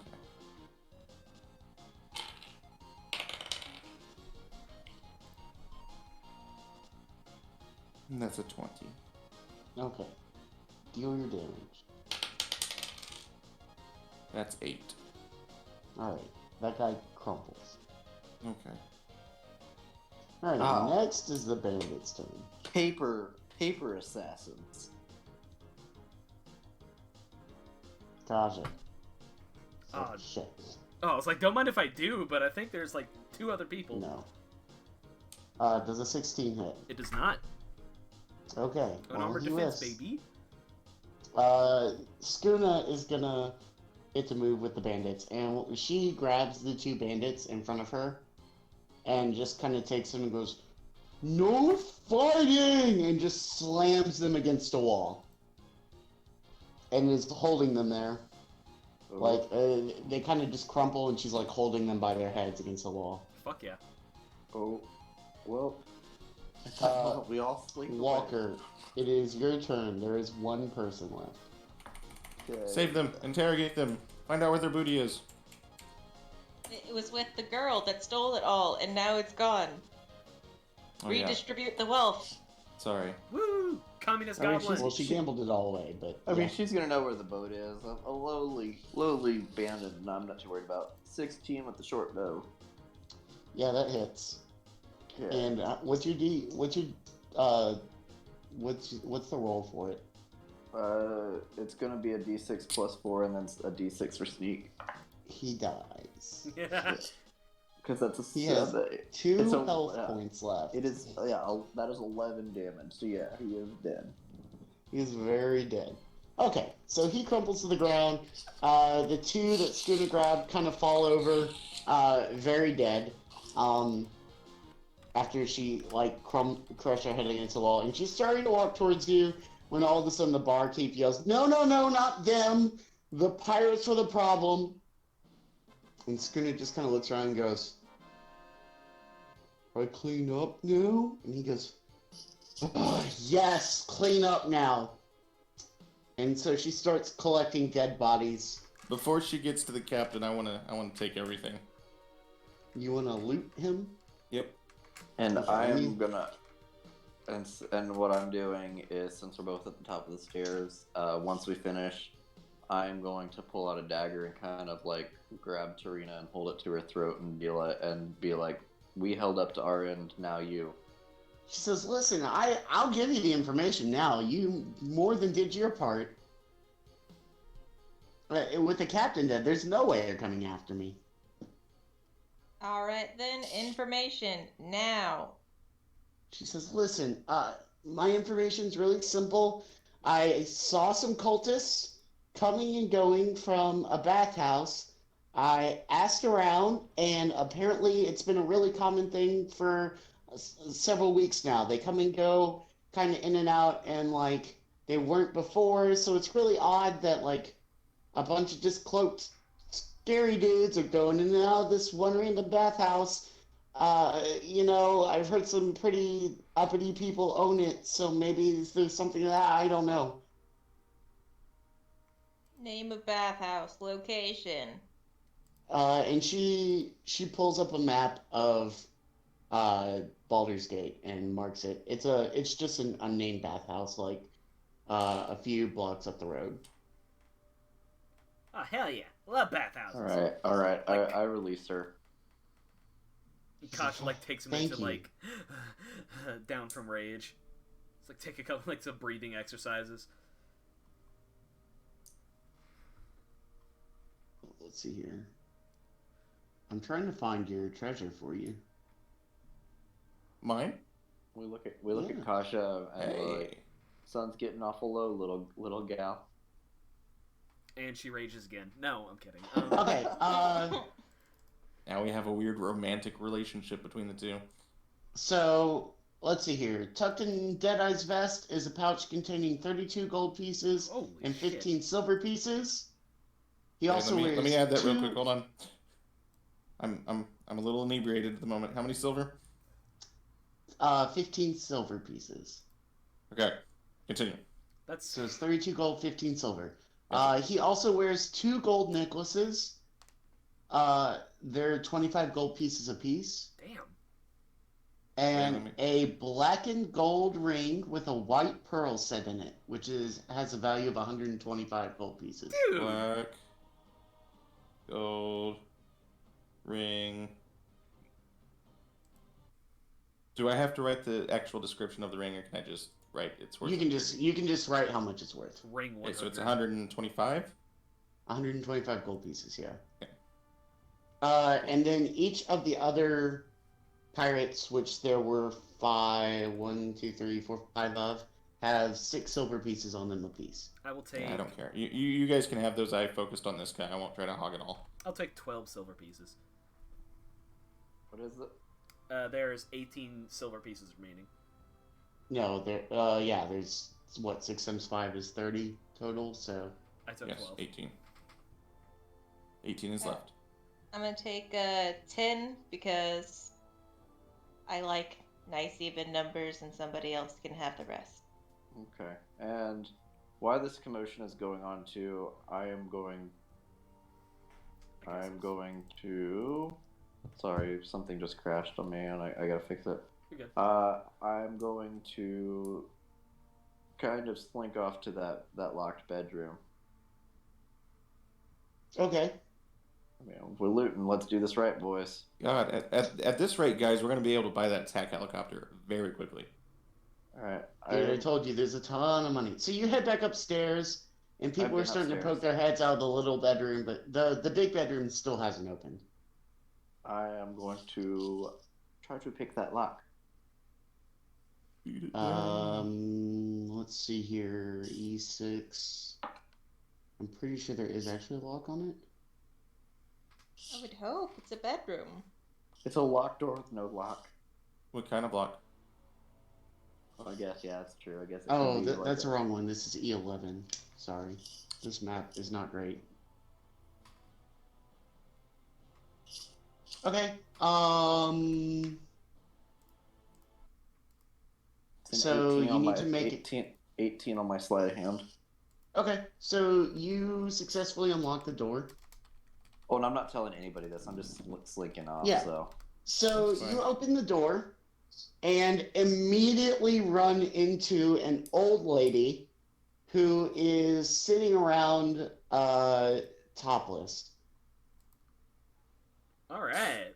And she How- looks at you and she is goes, this- "Excuse me?" Is this written in? Like, for real? This is there is a character here. I might be playing it up some. Okay. It appears that they've double booked this room. I believe not. Is she covering up, or is she just kind of like really proud of what she has going on here? She has not moved yet. She's like, So, I like- was in the middle of something. I recommend you leave. Yeah, like the older you get, the more chill you are with your body because you're just like, it's been here. As I'm kind of as I'm kind of like trying to babble about it, the room being double booked, I'm gonna kind of like scout the room and investigate, see if there's anything, if it's worth fighting for, or if it's just like your eyes You are gonna like kill a lady for her fucking possessions? your eyes are like I'm, twitching I'm to the left. casing, yeah, I'm casing the room while I'm trying to yeah. Yeah, your eyes like so- twitch to the left and then back to her boobs and then twitch to the right and back to her boobs. It's like very comically quickly. So give me give me a perception check. Because I don't think you have enough time to actually investigate. Yeah, investigate takes like 30 minutes. 15, 30 minutes with this door open, 19 staring at a topless lady. 19. Okay. Just arguing for 30 minutes. This is my room. No, this is my room. So it does look like a normal room. She starts to cover up, and you notice that she's got on, she's putting on a cloak, and it's made from like what looks like fishnets. It looks like a pretty standard room. It has been decorated differently than the rest of the place, so it's obvious that she's been staying here for a while, and she intends on still staying. You see lots of paintings of coastal and underwater scenes, a portable bathtub, and then like a bookcase along with like normal things. On the bookcase, you see like shells and barnacles and skulls and stuff like that. And you notice that it's really nasty in there. Like the water is dirty. The room smells bad. Like somebody has not left this room in months. It's an episode of Hoarders. God, I can't Just, meta. like, more than anything you see, it's like a awful stink. I think we found our first demonic presence of some form. But I'm not seeing like anything of value or anything interesting. Just Oh my kinda- God. Not really. Really? There's a chest at the foot of the bed, but it could just be like a clothing chest or something like that. You can't really tell. You open All the right. chest, it's where she puts her dirty clothes. All right, and I'll be like, all right, fine. I'll go talk to the tavern owner and just double check the room assignments. But you know, I'm pretty sure it's double booked, but I'll go double check. And I just close the door behind me and leave. It's like a really bad fanfic where it's like, oh no, we're in the same hotel room, but there's only one bed. Oh no. I think that's not a fanfic. That's a Pornhub video. I was about to say, that sounds like porn. It could be both. It could be both. There doesn't have There's to no be... shark in the bathtub. Danny, what are you doing? It could be both. You don't have to fuck. You can just hold hands. It's nice and sweet. In front of my salad. Anyway. So when you get downstairs, you see that everybody's kind of like stood up and dusted themselves off, and Skuna has carried all the bodies out of the establishment. And the bartender looks at you, Roland, and he goes, "Well, I guess I should thank you for making sure my bar didn't get torn up any more than it would have otherwise. I can tell you that the bathhouse she's talking about won't be open until tomorrow at sunup at least. Why don't you and your party get some rest here and then continue in the morning? Isaac, I'll give you the rooms at a rebated cost." Isaac, I do you're not gonna say require anything, rest. really? I mean, I'm not gonna metagame. It's the problem. I hate you so much. I mean, I'm probably gonna like. We're gonna get investigate killed in our that. sleeps. And I'm just gonna ask, is there the big room? Is it available? He says, I wouldn't mess with that one if I were you. There's something off about her. And he just he doesn't look like, it's not like scared. He just looks disgusted. Like he's like, she's what we would call a trash panda. Oh. The fuck's a panda? Raccoons. Hey, what you got against raccoons, bud? He's like, But, don't look at me. That's just what. But yeah, so. I'm just saying Kaja actually is angry if you talk shit about raccoons. I'm just saying. For real? For real. Go if you want me It's to in her backstory. No, like listen, do you want me to go and like send you her character sheet? Every Uthgard barbarian tribe chooses a totemic animal to represent their tribe, and hers is a fucking raccoon. She wears a giant raccoon tail as a totem. It's like her deal. Fucking furry. God, Yeah, that's what I'm thinking. Wow, Tyler's outed himself twice tonight. Hey, Emily, like, all right, whatever. Tyler, you loved Sonic the Hedgehog as a child. I still do. That's the worst part. Oh my god! Remember all the Sonic characters? Oh yeah, the last yeah. Emily, I've subjected Emily to this game multiple times, but yes, we spent the better part of I think episode 10 of Dragon Heist looking up our name, the Hedgehog. So, and I remember Tyler the Hedgehog is the same every time. It's like a very poorly drawn just Sonic, but with like a 6-pack, and he's like posing seductively. He's like, oh Yeah, no. the rest of us were like a metal band or something. Oh yeah. Mine looks like he played Yu-Gi-Oh. Well, the thing about having like a girl name is if you ever look up girl name the Hedgehog, they're all really sexy. That's like some DeviantArt, yep. yeah, giant boobs, and you're just sitting here going like, Amy Rose Look. with an F cup. yeah. You're not wrong. What if they got outrageous boobies? Like, So, rest was offered. He's like, yes, I'll give you the rooms at a discounted rate. Yeah, rest under the same roof as a possessed lady. Hey, I heard It's like, rebate listen, earlier, buddy. She's been here for months. If you leave her alone, she'll leave you alone. But I just wouldn't go near her. Been here for months? Yeah, she just came in one day and needed a place to stay and had the money to pay, so... Is that not, like, unusual at all? No, in like medieval like He's like- settings, like no, like regular He's residency in taverns is a thing that just happens. Really? Okay. Yeah, totally. He's like, I guys, didn't this know- is Baldur's Gate. We're kind of used to weird stuff happening. This is not the weirdest thing I've seen. My grandparents lived through the Candlestick crisis, okay? The Candlestick affair. I like Candlestick Crisis. The alliteration makes me happy.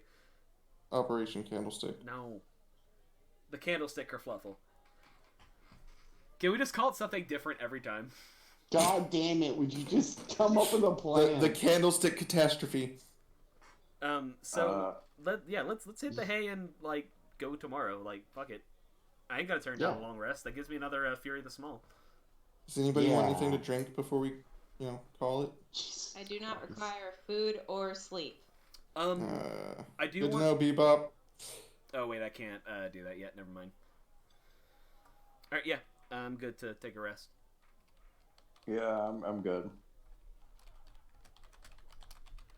So, Oh. Emily, I know that Bebop doesn't require food or sleep, but Bebop does have a soul, right? I'm pretty sure we established that it does. Yeah. Do they? They do. Or Fortune? So they do. Bebop okay. does have a soul. No memories of a human life.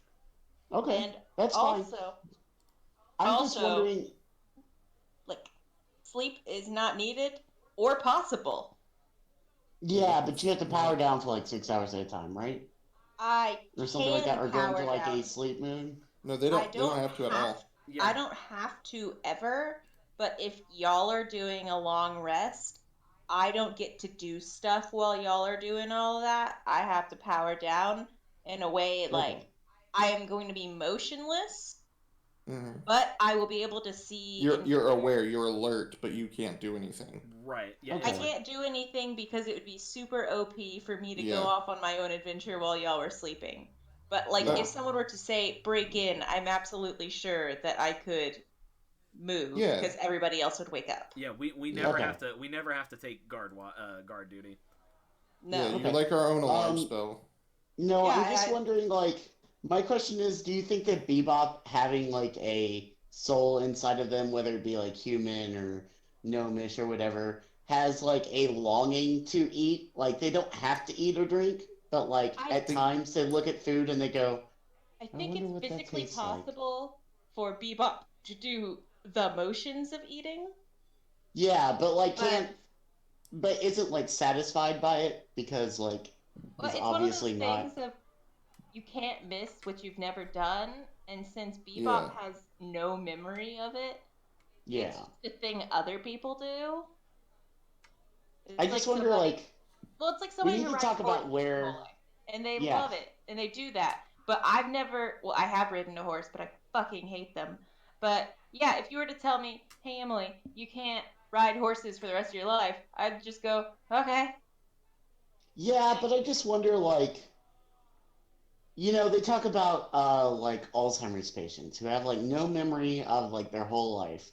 And then something happens that triggers some kind of not necessarily a memory, but some kind of like motivation or drive within Yeah, them but to do something or function a certain way. So I'm wondering if it's almost like that depending on where the soul came from. So I think we need to talk about that okay, outside but of Alzheimer's, that has to do with like biological shit, not magic.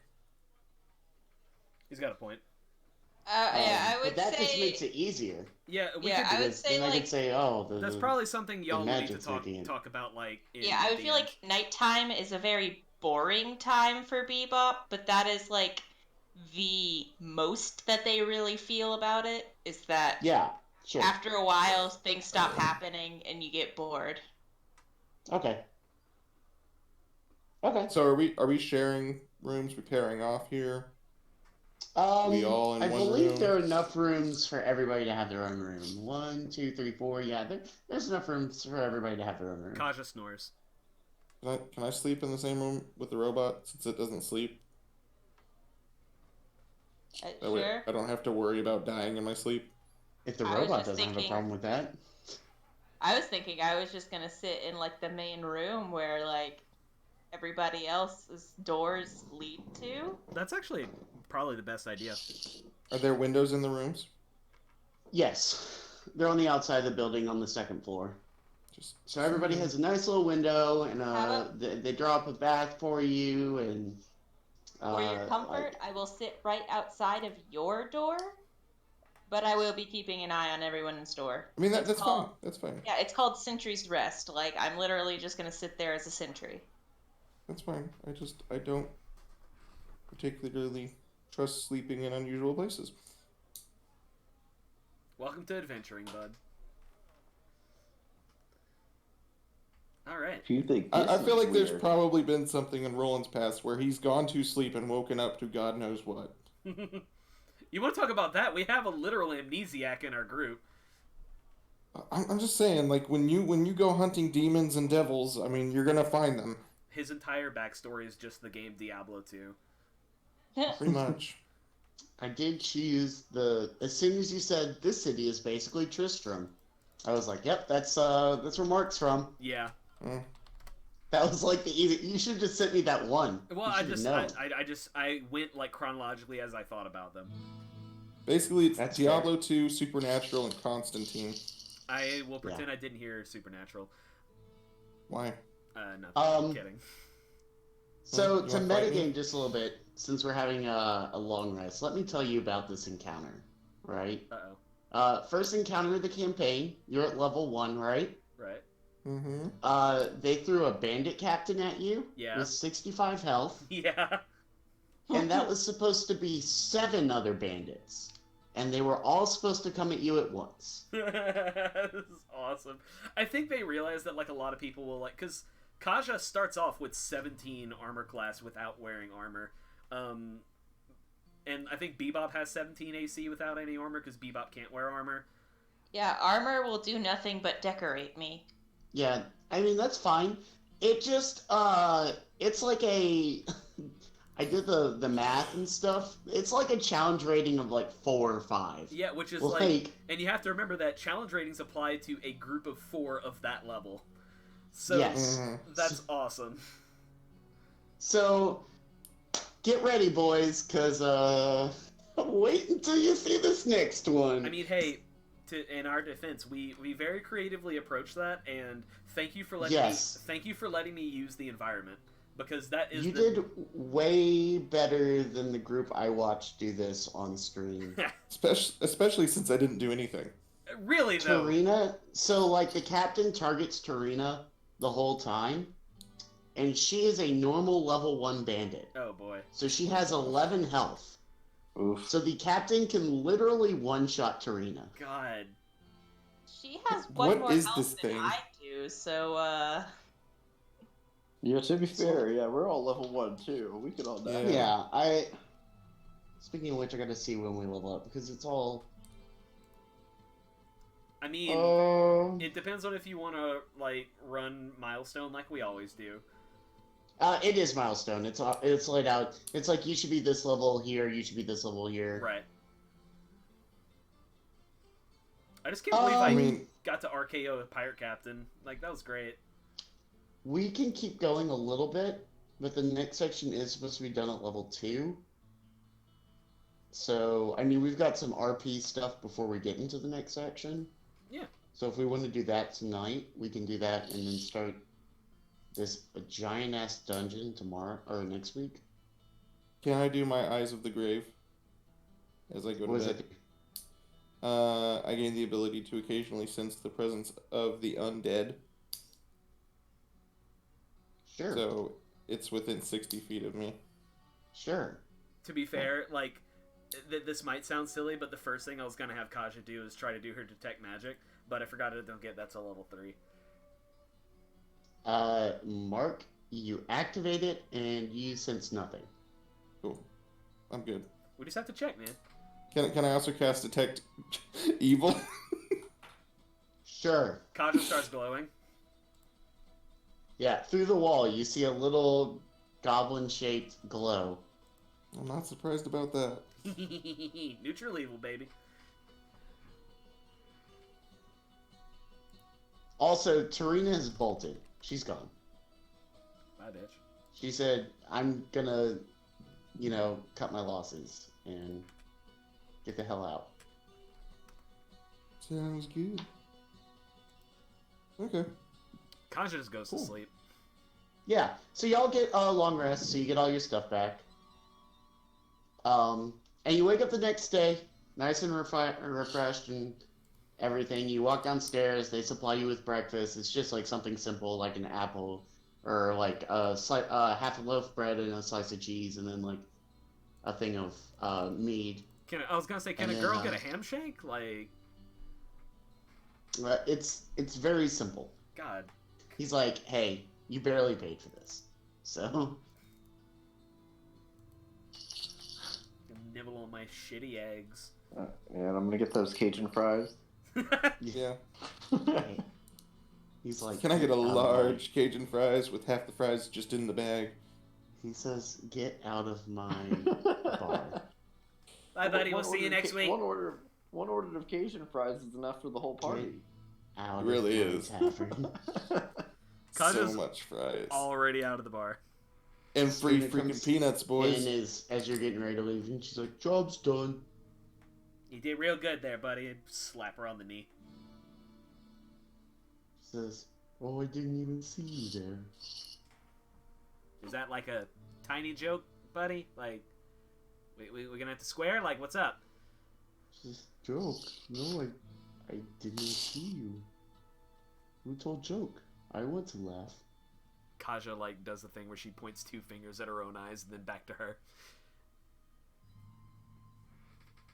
She, like, takes her finger and, like, wipes her eye and looks at it.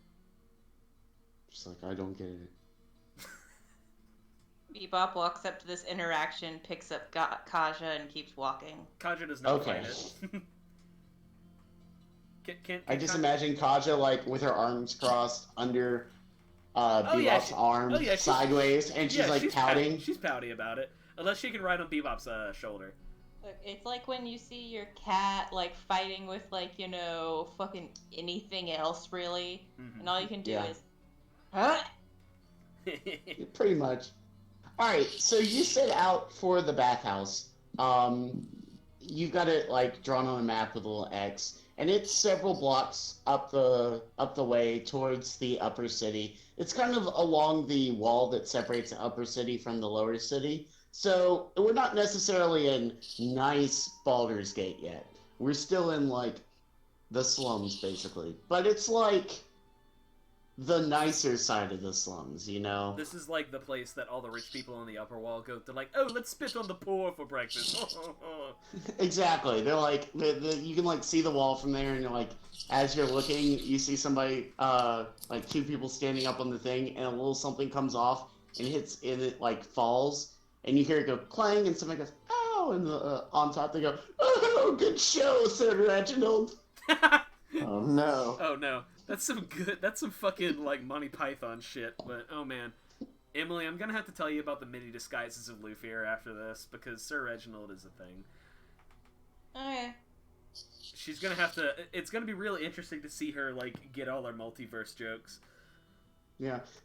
So you head to the bathhouse, and as you get there, you walk up, just a totally normal bathhouse. When you walk in, it's very, very simple. There's like a open waiting room. One second, let me double check. With an L-shaped courtyard in the front, and this nice trimmed lawn with like all this manicured shrubbery and stuff. It's decorated in white marble benches and stone fountains, each in the form of a smiling nymph tipping a jug that spills water into a circular stone basin. And that's kind of the entrance. So my neighbor did it again, Oh, drove her to your yard. and I'm about to walk outside and shoo someone out. Just chill and play D&D and see if you're still angry about it later. You got this, bro. It's all right. Yeah, so as you walk in, there's like a little desk there at the front. That's like, and at the desk is this really, really nice looking guy.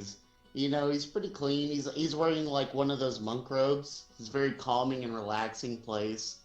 And he's like, oh, hello, welcome to our bathhouse. My name is Jabaz. I will be your relaxation guru for today. How can I help you?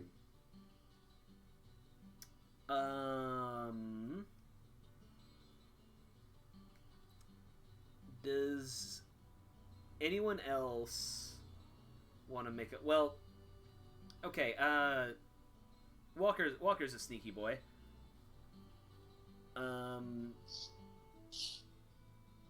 So Kaja will nudge him, like nod to him. Yes. Go Oh, scout. actually, I'm gonna say it in my mind, just to fuck with her. Yes. Twitch her eye. Check the place out. She'll say, like, I guess. Can we reply telepathically? Yep. Or Yep. okay. I can communicate full to what. Yeah. Is that like? How do you get that? Like what? It is an Unearthed Arcana feat that I took with my human variant. Oh, okay, got it. Well, yeah, she'll think back. Go scope the place out. I'm gonna make a scene. I like to think that she's still being held by Bebop here. And Bebop's like, I would like to wash this child, please. I mean, And we have now canonically started The Mandalorian in this campaign. I'm red, not green. I hate it. Okay. Kaja would like to, like, straight up just, like... And Kaja's a barbarian, but she's not a slob. They still bathe in barbarian camps. So she's kind of, like... And I'm assuming she can barely hold over, like look over the desk as she approaches it. So she just, like, prop herself up with her elbows, like, basically doing a fucking deadlift, pull-up, basically. And she's like... So, like... Give me, like, the menu here. Like, what's the whole shebang? And this is like... Oh, well, we have some lovely bathhouses behind us, or some lovely bathing pools in the next room. And, of course, we have massages and full body massages that we can do to really help you relax And this is like and unwind. trying to like get him so Walker can like check the place out. And as Extraneously. and as we do that, I'm just gonna like meander off and kind of look around. Bebop goes right up to the person and just goes, 1 bath, please. And he looks at you and he goes, "Yes, sir. It's not often that we get those of your kind around here, but I'm sure we can find something that will help." Water. Okay, sure. So, it's gonna be like 4 copper to get in. Well, shoot, like Alright. y'all got like okay, so we got like water stuff, right? But like y'all got like mud baths. Oh, of course, we have a mud bath for those who would enjoy that. Okay, but like, what about the little slices that you put on your eyes? You know what I'm talking about, right? I believe you mean cucumber? Cucumbers. Thank you. Yes. Okay, so like I get like 2 of those little things, and you can like throw some rose petals in the mud. That's something you do, right? Mud. That sounds like What a did I miss? special package for 2. We're in the bathhouse, and Kasha's making a scene so Walker can sneak around. Okay. No. I'm a only love in my life is my hammer. I call it best friend. Oh, I see. Does your hammer have a name? Best friend. Girl's best Okay. friend. You get it? It's funny. Yes. Ha ha. Is there anything else I can help you with? And he's like Well, I don't know. This very insistent that he's Oh, like, hammer point could "Can probably you use either like get a in the little bath or ask for a massage or little something?" polish up here. I mean, like it's looking a little muddy over here. Mud. I'm not gonna. I'm just like trying to. Where do you get your Okay, water for your baths? Walker, would you make me a stealth check, please? Why, sure. Let me Double look up check. the You common rogue. stat block. Stealth check now. I do the thing. It is a 19. Let's see here, and then oh, okay. Well, that makes it very easy. R D20. You said you got a 19? Yeah. Oh yeah, you slip away pretty easily. He's I do. like rolling his eyes at Kaja. I always imagine it as Kronk sneaking out with Cusco and like stopping the wall and you're like, I yeah. used to watch that fucking movie nightly. And Kaja eventually, like, once he slinks off, she does, like, accept the fucking deluxe package for, like, a mud bath and shit. He's like, ah, yes, that will be 12 gold, or 12 copper. I was about to say, goodness. I 12 was gold. like, holy shit! Whoa. That's like 12 gold. That's like $1,200. We changed the water. She, Kaja, like, has a tenuous grasp on mathematics, so she's just gonna give him 12 silver pieces. no, He's she'll, like, she'll give him 2 of them. That's equivalent, roughly. He's like, thank you for the gracious tip, ma'am. Yeah, don't spend it all in one place, bud. He's like, right this way. Would you like to begin with your massage or end with it? I get a massage? This place is great! Bebop, go try the water! Anybody else Yeah, Bebop's concerned gonna with the go way he sit said end with it? So, so Walker, real quick before they get moving, you're in the L-shaped, like courtyard right now, and you can see that it's a courtyard. When you go into the next room, it is, there are 3 baths there. The one in the back is a mud bath, like a smaller one. The 2 on the side are like obviously like a men's bath and a female's bath. And there's like a Which separating. one does Bebop go into? Yes. There's a separator between them, so like there's obviously like a do not peek wall. It's like one of those changing walls, you know. It's the bath. That's the bathhouse from My Hero. Yeah, Oh, and then God. there's no, it's not the bathhouse from My Hero. That's no. This is Candlestick's first spa episode, but Fuck yeah. not this time. I think we already I had put a on a beach episode, bikini. didn't we? I don't No, think so. we had a beach day. We haven't had a spa day. Ah. No, yeah, he's right. We've had a beach day. Oh yes, we need to have spa day. Everybody get naked. So and then in the back of the room, you can see on the left there's a door, and on the right there's a door. It looks like they go to two like fairly good sized rooms. Okay. And these doors are closed. I Yeah, assume? they're both closed. Are there keyholes or somewhere that I can do some peeking? No, they are just like regular doors. We're gonna be that kind of Okay. anime, huh? They're not locked or anything. Well, no, I was just There's making no, sure I'm there's not no walking lock on into- them. Yeah, no, you're good. I'm not trying to like be like creepy peeking. I'm making sure I'm not walking into like straight into the cultist peeking. Got it. No, you're good. Okay. I Oh guess, yes, those cultists have boobies. Clearly, I'm okay. And then that's just gonna be every session. How many tits can Walker see? Roll He for remembers tits. this from his past life. Roll for tits. You roll an odd number. Okay. So what's the plan? I'm gonna scout out. Let's go left. Go left? Okay. So you go into the southernmost room there. And what are you gonna do while you're in there? What is in said room? What am I looking at? So you walk in, and in the room, it's like a 10 by 12 room or something like that. Like a normal bedroom size room. And it's obviously like a massage room. There's a table laid out with one of those weird head things on it with a hole in it so that your head fits in it. And like towels laying on, or blankets laying on it for people to cover up with. And there's like a bucket in the corner over a small campfire that's like got heated stones in it on water, and like some other massage tools and like a pin cushion full of needles and stuff. Okay. But there's no way out, no other way out of this room.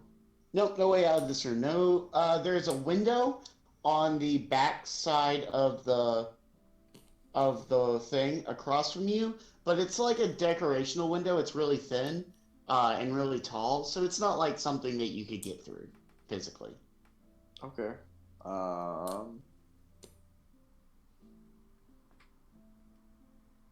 I guess not on. So the back window is peering out into the like outdoors is what you're saying, right?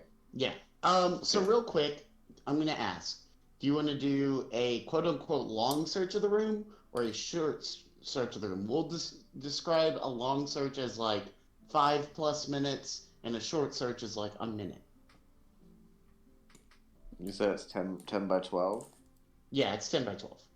Yeah, I can do 5 is going to give you like you're looking for like in-depth stuff, like D&D stuff. A minute Right. is going to give you like, are there hidden items in the room or something? Right. Yeah, I think with the smaller room, I would just do the quick search, focusing mostly on like getting a bearing of the room, like Okay. basically where it would be geographically within the building. Like if I think there's something on the other side of that wall, or yada yada, or if, Yeah. like, hidden buttons, maybe. So give me a perception check.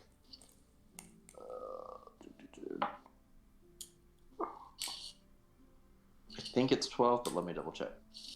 Nope, it's 10. Never mind. I was thinking investigation. With a 10, you don't find anything odd out of the ordinary about the room. It just seems like a normal massage parlor. Okay. When I go to because I came in west. I came in from the east because I went left, right? Yeah. So when you enter the room with all the saunas and stuff, like if you go straight to the wall, the door is then south. So you go Okay. all the way left and then south. So the door is like on the north part of the room, Okay. if that makes sense. Yeah. I guess what I'm like curious about, because there's the one with the window, then there's the door, and then I'm just basically checking if I can assess if they're basically the other walls are still within the building, or if they lead to like where I'm at, like within the building. Yeah, this I'm is trying to get so a you're in layout of the building. Yeah, so you can tell that the part that you're in is basically a big square. Okay. The corner of this room, like the southwest corner of this room, is the corner of the building. That's why the window points out, and you can kind of see along the wall of the courtyard, the outside wall of the courtyard, on your left, and then if you look to the right, you're like into the alleyway behind it. Okay, cool. Then I'm gonna go back out and check the other room on the right. Okay. As you come back out, you see Jabaz is opening the door for them, and he's like, "Right this way, please." It's a really It's like really steamy in the room. They've like come in and reset the stones and stuff. So give me a stealth roll again. Kaja's like sitting in her mud bath with cucumbers on her eyes and a single cucumber slice on top of her hammer, which is also in the mud. 25. Oh yeah, he definitely doesn't see through all the smoke and stuff. So you sneak along the back wall away from him. It's like a 30 or 40-foot room. And from the door that you just left to the door you're going to is like 20 feet. So it's literally like, you could clear that in like 4 or 5 steps. And so you kind of do, you just like very quickly kind of just jump across the room, open the door, and slide and shut the door behind you.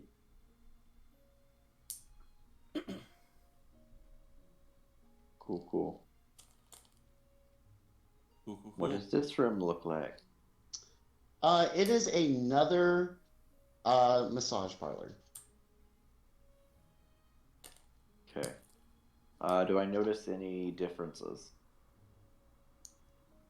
Not immediately. I'm going to give you the same option. You can either do a minute search or a 5-minute search. And I didn't Or see call it a short search or a long search. Right. And these are the only 2 other paths that weren't like out in the open that I didn't see, Yeah. other than the men's and women's stuff. Yeah, Okay. It's literally like an open room, other than the 2 divided pools, and then these 2 rooms. Okay. Then I am going to take a little bit longer focusing on differences between the rooms. Okay. High or low? Low. 7. Okay. So give me your investigation roll.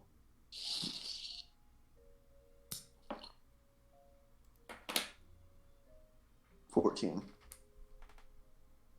Okay. On a 14, you are searching around the room. Let's see here. I want to see actually what they recommend.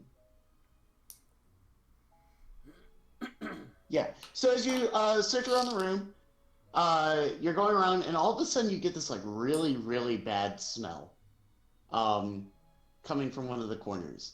And as you kind of like, you're like, huh, that's weird. I did not smell that in the other room. What's going on? And you poke around in one of the corners, and it turns out there's a false wall on the back, like the northernmost corner of the building, that slides away. And inside the wall, there's a like short staircase that goes out and around and down. Okay. As you make this discovery, though, you hear Jabaz right outside the room, and he goes, my lady Kaja, it's time for your massage now. If you'll come this way. And you start to hear the door handle jabble. I'm literally gonna stand right at the door, and as she opens it, I'm gonna knock her out. Knock him out. Not Kaja. I was like, excuse me. Knock Kaja out. Nope. I'm gonna knock Jabaz out. Okay. Let's see here. I want to look at make me an attack roll.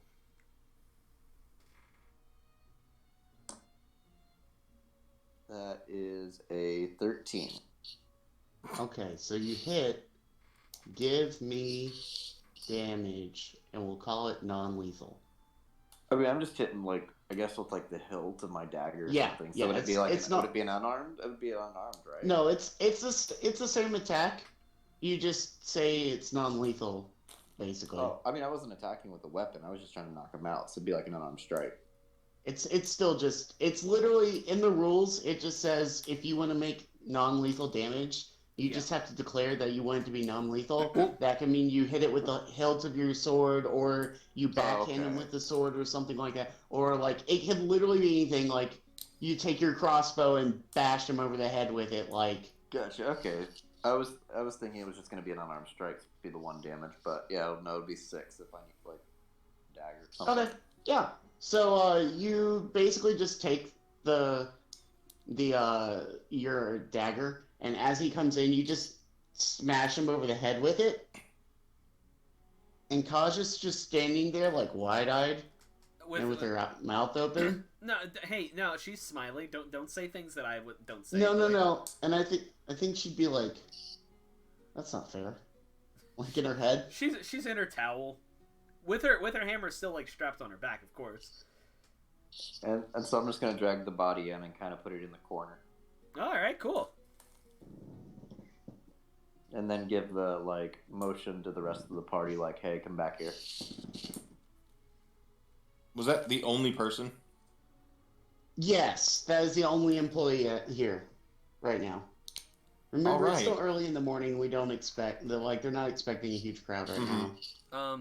Kasha's going to use her 50 feet of hempen rope and tie him up. We could just kill him. Let's not we're gonna leave a blood trail behind us.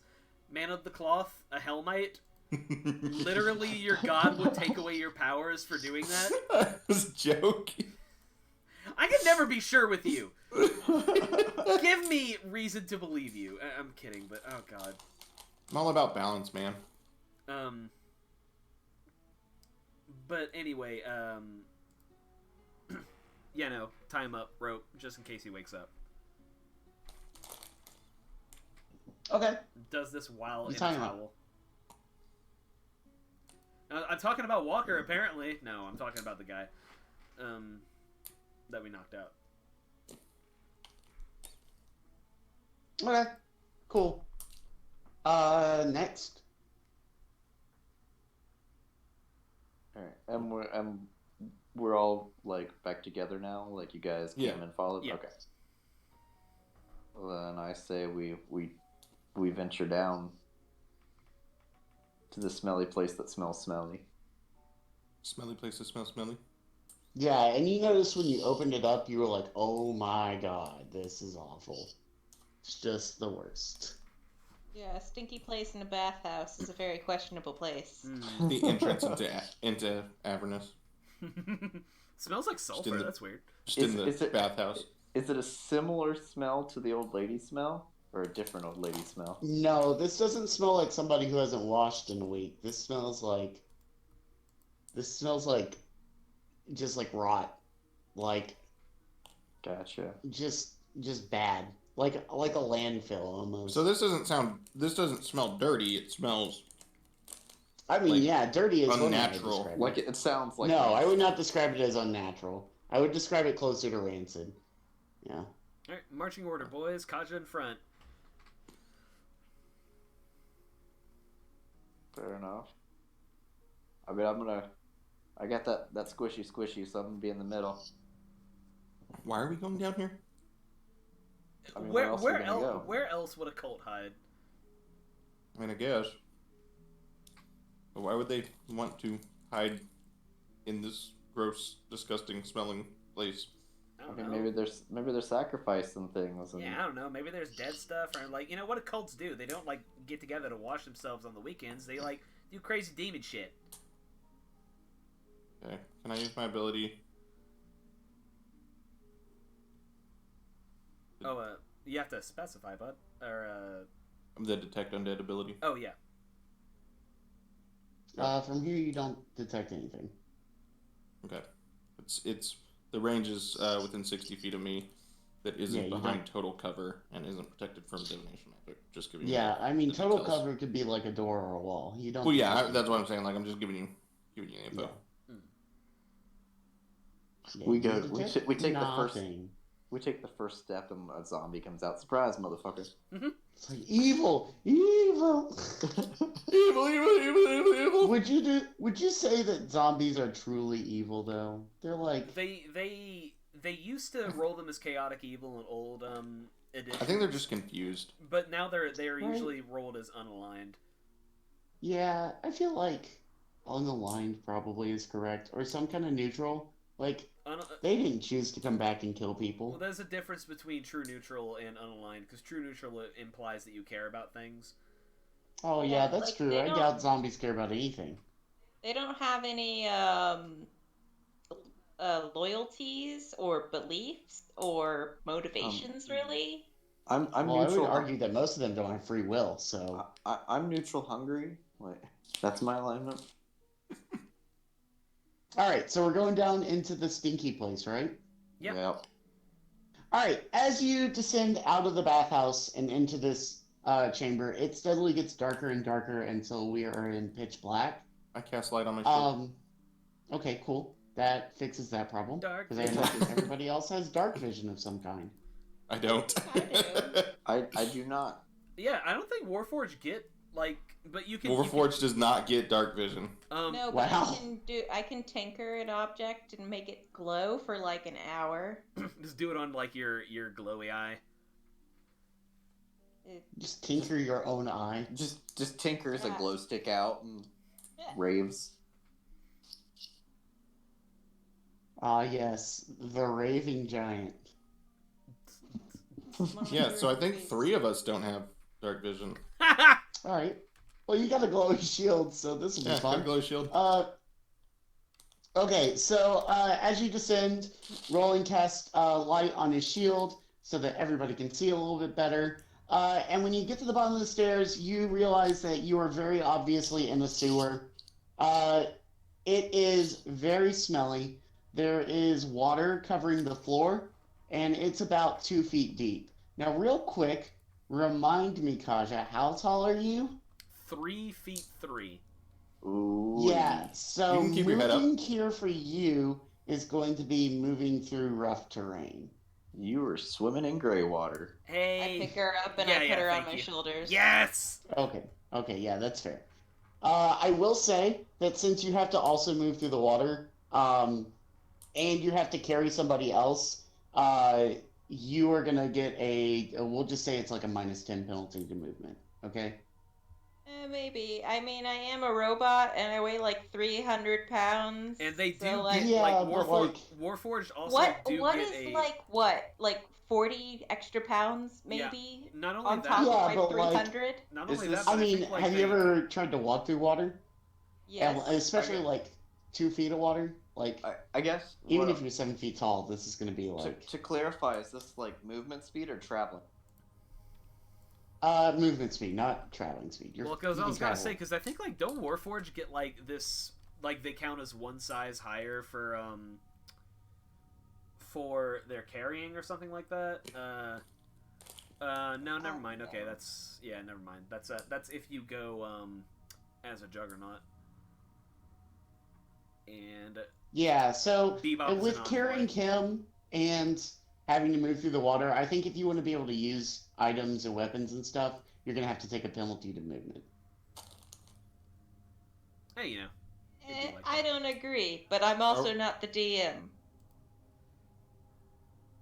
It'd be like that. I would Bring it. argue that it's still not as bad as the Yeah, three moving feet through deep. rough terrain for the 3-foot barbarian. Yeah, we're good.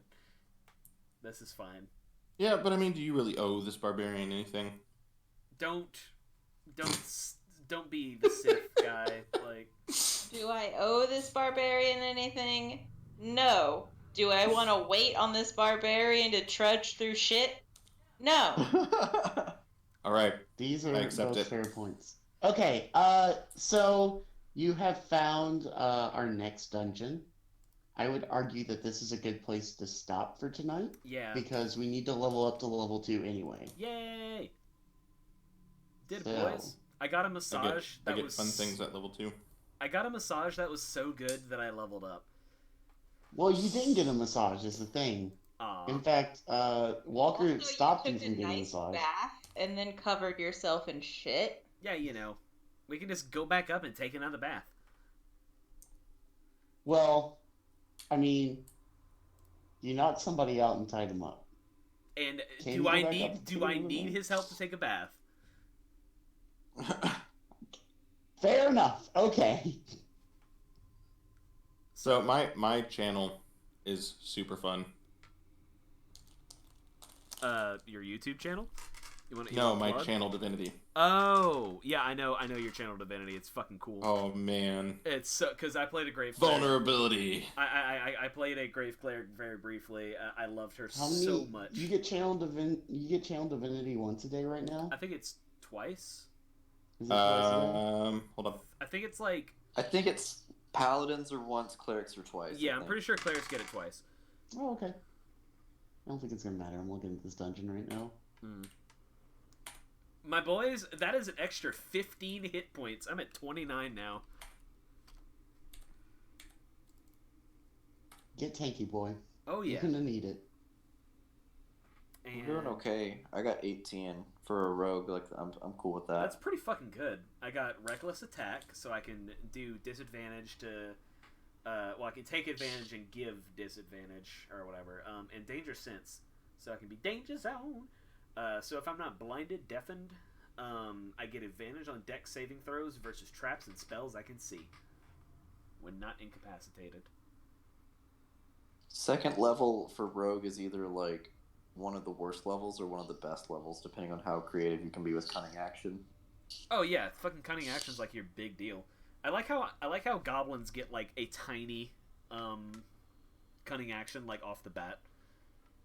It's only hide or disengage, but it's still like a bonus action to hide or disengage. That's like really Yeah. cool. I mean, I feel like more classes could probably just, or races could benefit from more bonus actions. I also Like if they had been more creative with what you could do in your bonus actions. yeah, my Fury of the Small is now +2 damage. Oh yes. Okay. Do we Dang. want? Do we want Look at me. Sorry. Go ahead. No, you're fine. I was amazed with my roll. Okay. I was gonna say, do we want to do any like claps around the table thing? Because we never really settled on like our end of the game ritual, which I still insist on because it helps forge memory. But I don't know if I like to do the MVP or if I like to just do the one thing around the table, something else that someone else did. That's my personal favorite, but it also like takes us a while and we get lost. I ain't going nowhere. I'm up for whatever. So, yeah, let's round the table. Let's do it. Let's do it. Title card order. Isaac, one thing that you liked that another player did.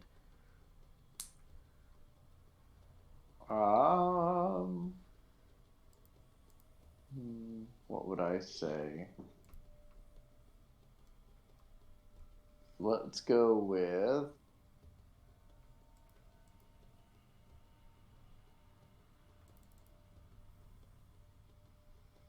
I want to say while you're thinking that we got 2 subs to the fucking stream while that session was going on. So like, yay. Dope. Yeah, that's what I don't know what that means, but dope. Yeah, well, like we have Twitch subscribers. Like people will be notified when we play games. Like that's crazy. Wait, what? We have Twitch followers. Yeah. Sorry. Yo, well, we ain't got monetized yet. I was like, what? Where's my money? We literally cannot monetize this. I play copyright music. And I use like copyright art, so we would need Don't use it. Don't use the copyright. Well, we would need to step up production and get like an artist and shit. So no, we're not monetizing. Anyway, Lady- Well, technically, we are getting an artist, but yeah, we are. technically. It's just, Hey, she's a little backed up at the moment. That's all I'm saying. Anyway, I'd spend like $100 a campaign yeah, so would I think. But anyway, to make however much money we can make off subscribers. I'm gonna report this channel for stealing music. Alright, so mine isn't necessarily like an individual as much as it's a party thing. I'm gonna go ahead and say it. That was probably the most cohesive. Damn it, Isaac! You said it. Don't jinx it. Now I've got to screw everything up. The most cohesive Now he tavern, has to. most cohesive tavern search we have ever partaken of, regardless of any order or formation of this party. All right. Nobody hecked anything up. Emily, one thing you like that another player did. I'm trying to remember anything that happened in the last few hours, but I also got right off work and then walked a dog and then got here and realized halfway through the recording that I have not eaten since noon. Oh, dude, go do So- that. Like, leave. Get off the Discord call. You should go do that right now. probably. You should probably eat Yeah, hun. before Yeah. you come do play that. with us. But- If we can wait 30 minutes for Mark to put the baby down, we can wait 30 minutes for you to eat. I was about to say, buddy. On a normal day, I get off work at 6 and I have more than enough time to eat dinner before 7:30. But today I had to go walk my parents' dog. Yeah. That's extremely fair, but also I like to practice self-care. So please. Go eat. Carry- That's what Josh calls it. Self-care. Emily, we appreciate having you. I think you're going to be a good addition. Thank you for being here. Go eat. Hey, I Mark, will go eat. What? I was gonna say, what one thing that you like that another player did. Not just Bebop in general. I'll let her know you said that. I like Bebop. Bebop's fucking We're gonna be cool. friends. I was really wondering if, like, how she was gonna approach Bebop's voice. Like, if it was gonna be like, I am Bebop, beep boop. Or if she was just gonna go with the cowboy accent, and I was really... Cowpoke accent. I was really happy about the cowpoke accent. I think the commitment to finishing your pint was interesting, if not infuriating, but interesting. I think everyone's like still searching for like character establishing moments, and we're gonna get there. Like Walker, I just woke up. Let's go rob an old lady. So I thought that was funny. Well, we've definitely decided that Roland's an alcoholic now. Mm. Yeah, I do like taking the Breath of the Wild Link position with Walker, where it's just like... Isaac was basically just like, I wake up and I don't know anything, and would you please tell me my backstory? And I was like, oh yeah, I can do that. I like how Roland is gonna be the shitty priest. He's just gonna be like the Father, I have sinned. Guys, my parents were killed. You just like They were possessed and murdered. right, but like you might find solace in your faith or something. I don't know. Well. Oh yeah, Josh over here. I like to think that it's just like, Father, I have sinned. What must I do in the eyes of Helm to redeem myself? I don't fucking know, man. Like to put some gold in the coffer and just I don't fucking know. No. I'm very much like legit business when I'm at church. But I'm on a hunt. I like to think that they call you legit business when you're at church. Like that's just your nickname. Wait, guys. Roland, legit business. Hold on. I got what Roland is. Oh yeah. Also, this episode's title is legit business. There, it's in the Discord. Oh boy. General. Can I please? No, we're not letting Mark be a lycanthrope yes. again. I Can I refuse. The please? Velocipaster. What is No, that? you may not. No, I'm kind of like John Constantine. Yeah, that's kind of the vibe I was getting to. What's everyone's favorite color, by the way? I forgot to ask that. What's Everyone's everybody- favorite. What? What is your favorite color? I'm gonna set roles in the Discord. Purple? Well, shit, I like purple too. But I like purple. Oh my God, you're all purple. I'm kidding. No, I like blue. All right, so me and you will be blue. Josh and Mark will be I like- purple. I like neon green. All right, Mark will be green, and Emily will be pink. Neon green. Neon Wait, green. Not neon, I don't want it. If you want blue, I want yellow. All right, Isaac gets yellow. This is a Is quick it neon? question. I should have just asked this off stream. Anyway, thank Well, you now I everyone. went chartreuse. Thank you everyone for joining us on our first episode of Into Avernus. Like, strangely enough, even though like, and I know we have like our one regular truck driver listener, which by the way, hello, regular truck driver listener. Josh. We have a what's truck his name? driver listener? Yeah, That's yeah. dope. One of Josh's buddies like just wanted shit to listen to, and Josh sent him us, which is like crazy. Well, hey, like, send us comments and stuff. Tell us what you like and what you don't like. Yeah, comment on the video, like, subscribe, ring that bell if you want to see more. Smash that Smash that button. burger. I hate you. Smash That Burger is a good contender for the episode title, but I like legit business. I can guarantee you that I will probably get at least one text this week. Oh god. All right. So thank everyone for joining us. Like the people who actually joined us. Like that shit's crazy to me. Like we have people who stayed and listened, and funny because I played Tristram a amazing. little bit. And like people like put into the chat like, hey, I'm following. Like there was one dude who put, hey, I'm following, and check y'all out whenever y'all are playing later. I'm like, what? It's like freaking amazing. Oh yeah, it's great. So yeah, it's just us being fucking fools, just doing shit, and I'm glad I wouldn't rather do it with any other group of people. So. Anything's entertainment these days. Thank you guys. It's not that we're funny. We I'm can't gonna be go No. in the stream now. We're actually pathetic. People watch us and they just kind of think to themselves, man, glad I'm not them. Hey, I'm having Wow, fun. that so, was like, kind of I'm- backhanded. Well, yeah, I was Damn. like, I'm having fun. They can go fuck themselves. Yeah, you hear me, metaphor. You hear me, Wow. You hear me, metaphorical So- follower person. I'm not At getting this any point- money from this. I'm just like having a good time, and At I this will point, not we have be both bullied. praised our followers and told them to fuck off. Thanks for following us, but we don't Go fucking fuck need your. Oh shit! I We don't here need- comes we don't the need your gaming. validation. We don't need your validation. Oh my god. Oh Christ! All right, God, we're like one heated gamer moment from having a PewDiePie. there will be no heated gamer moments in my Christian stream. Damn it! All right, Yeah, this is a Christian Discord server, so we're only going to hell. Only the first room. Okay, only the first level. We have 2 religious characters in the group. It's fine. You're not Not allowed to go religious. any lower. I don't Roland- have a map for lower. Roland isn't religious. No, he's not religious. How is Roland not religious? He's a cleric. Because Mark's playing him. So Ah! it's secretly just Hey, booking here's the him. thing, guys. My second level went into Druid, so. What? no. And that was the night that they kicked Mark from the party. Oh man, I love it. I He love believes in just pain. messing with Tyler. Kinda. He does. Ah, Or does he follow? that's good stuff. You don't have to follow to believe. The power of clerics comes from a legitimate belief. If you don't believe, you don't get the powers. That's how it works. Sounding very Protestant of you. Oh, fuck off. Alright. Love you.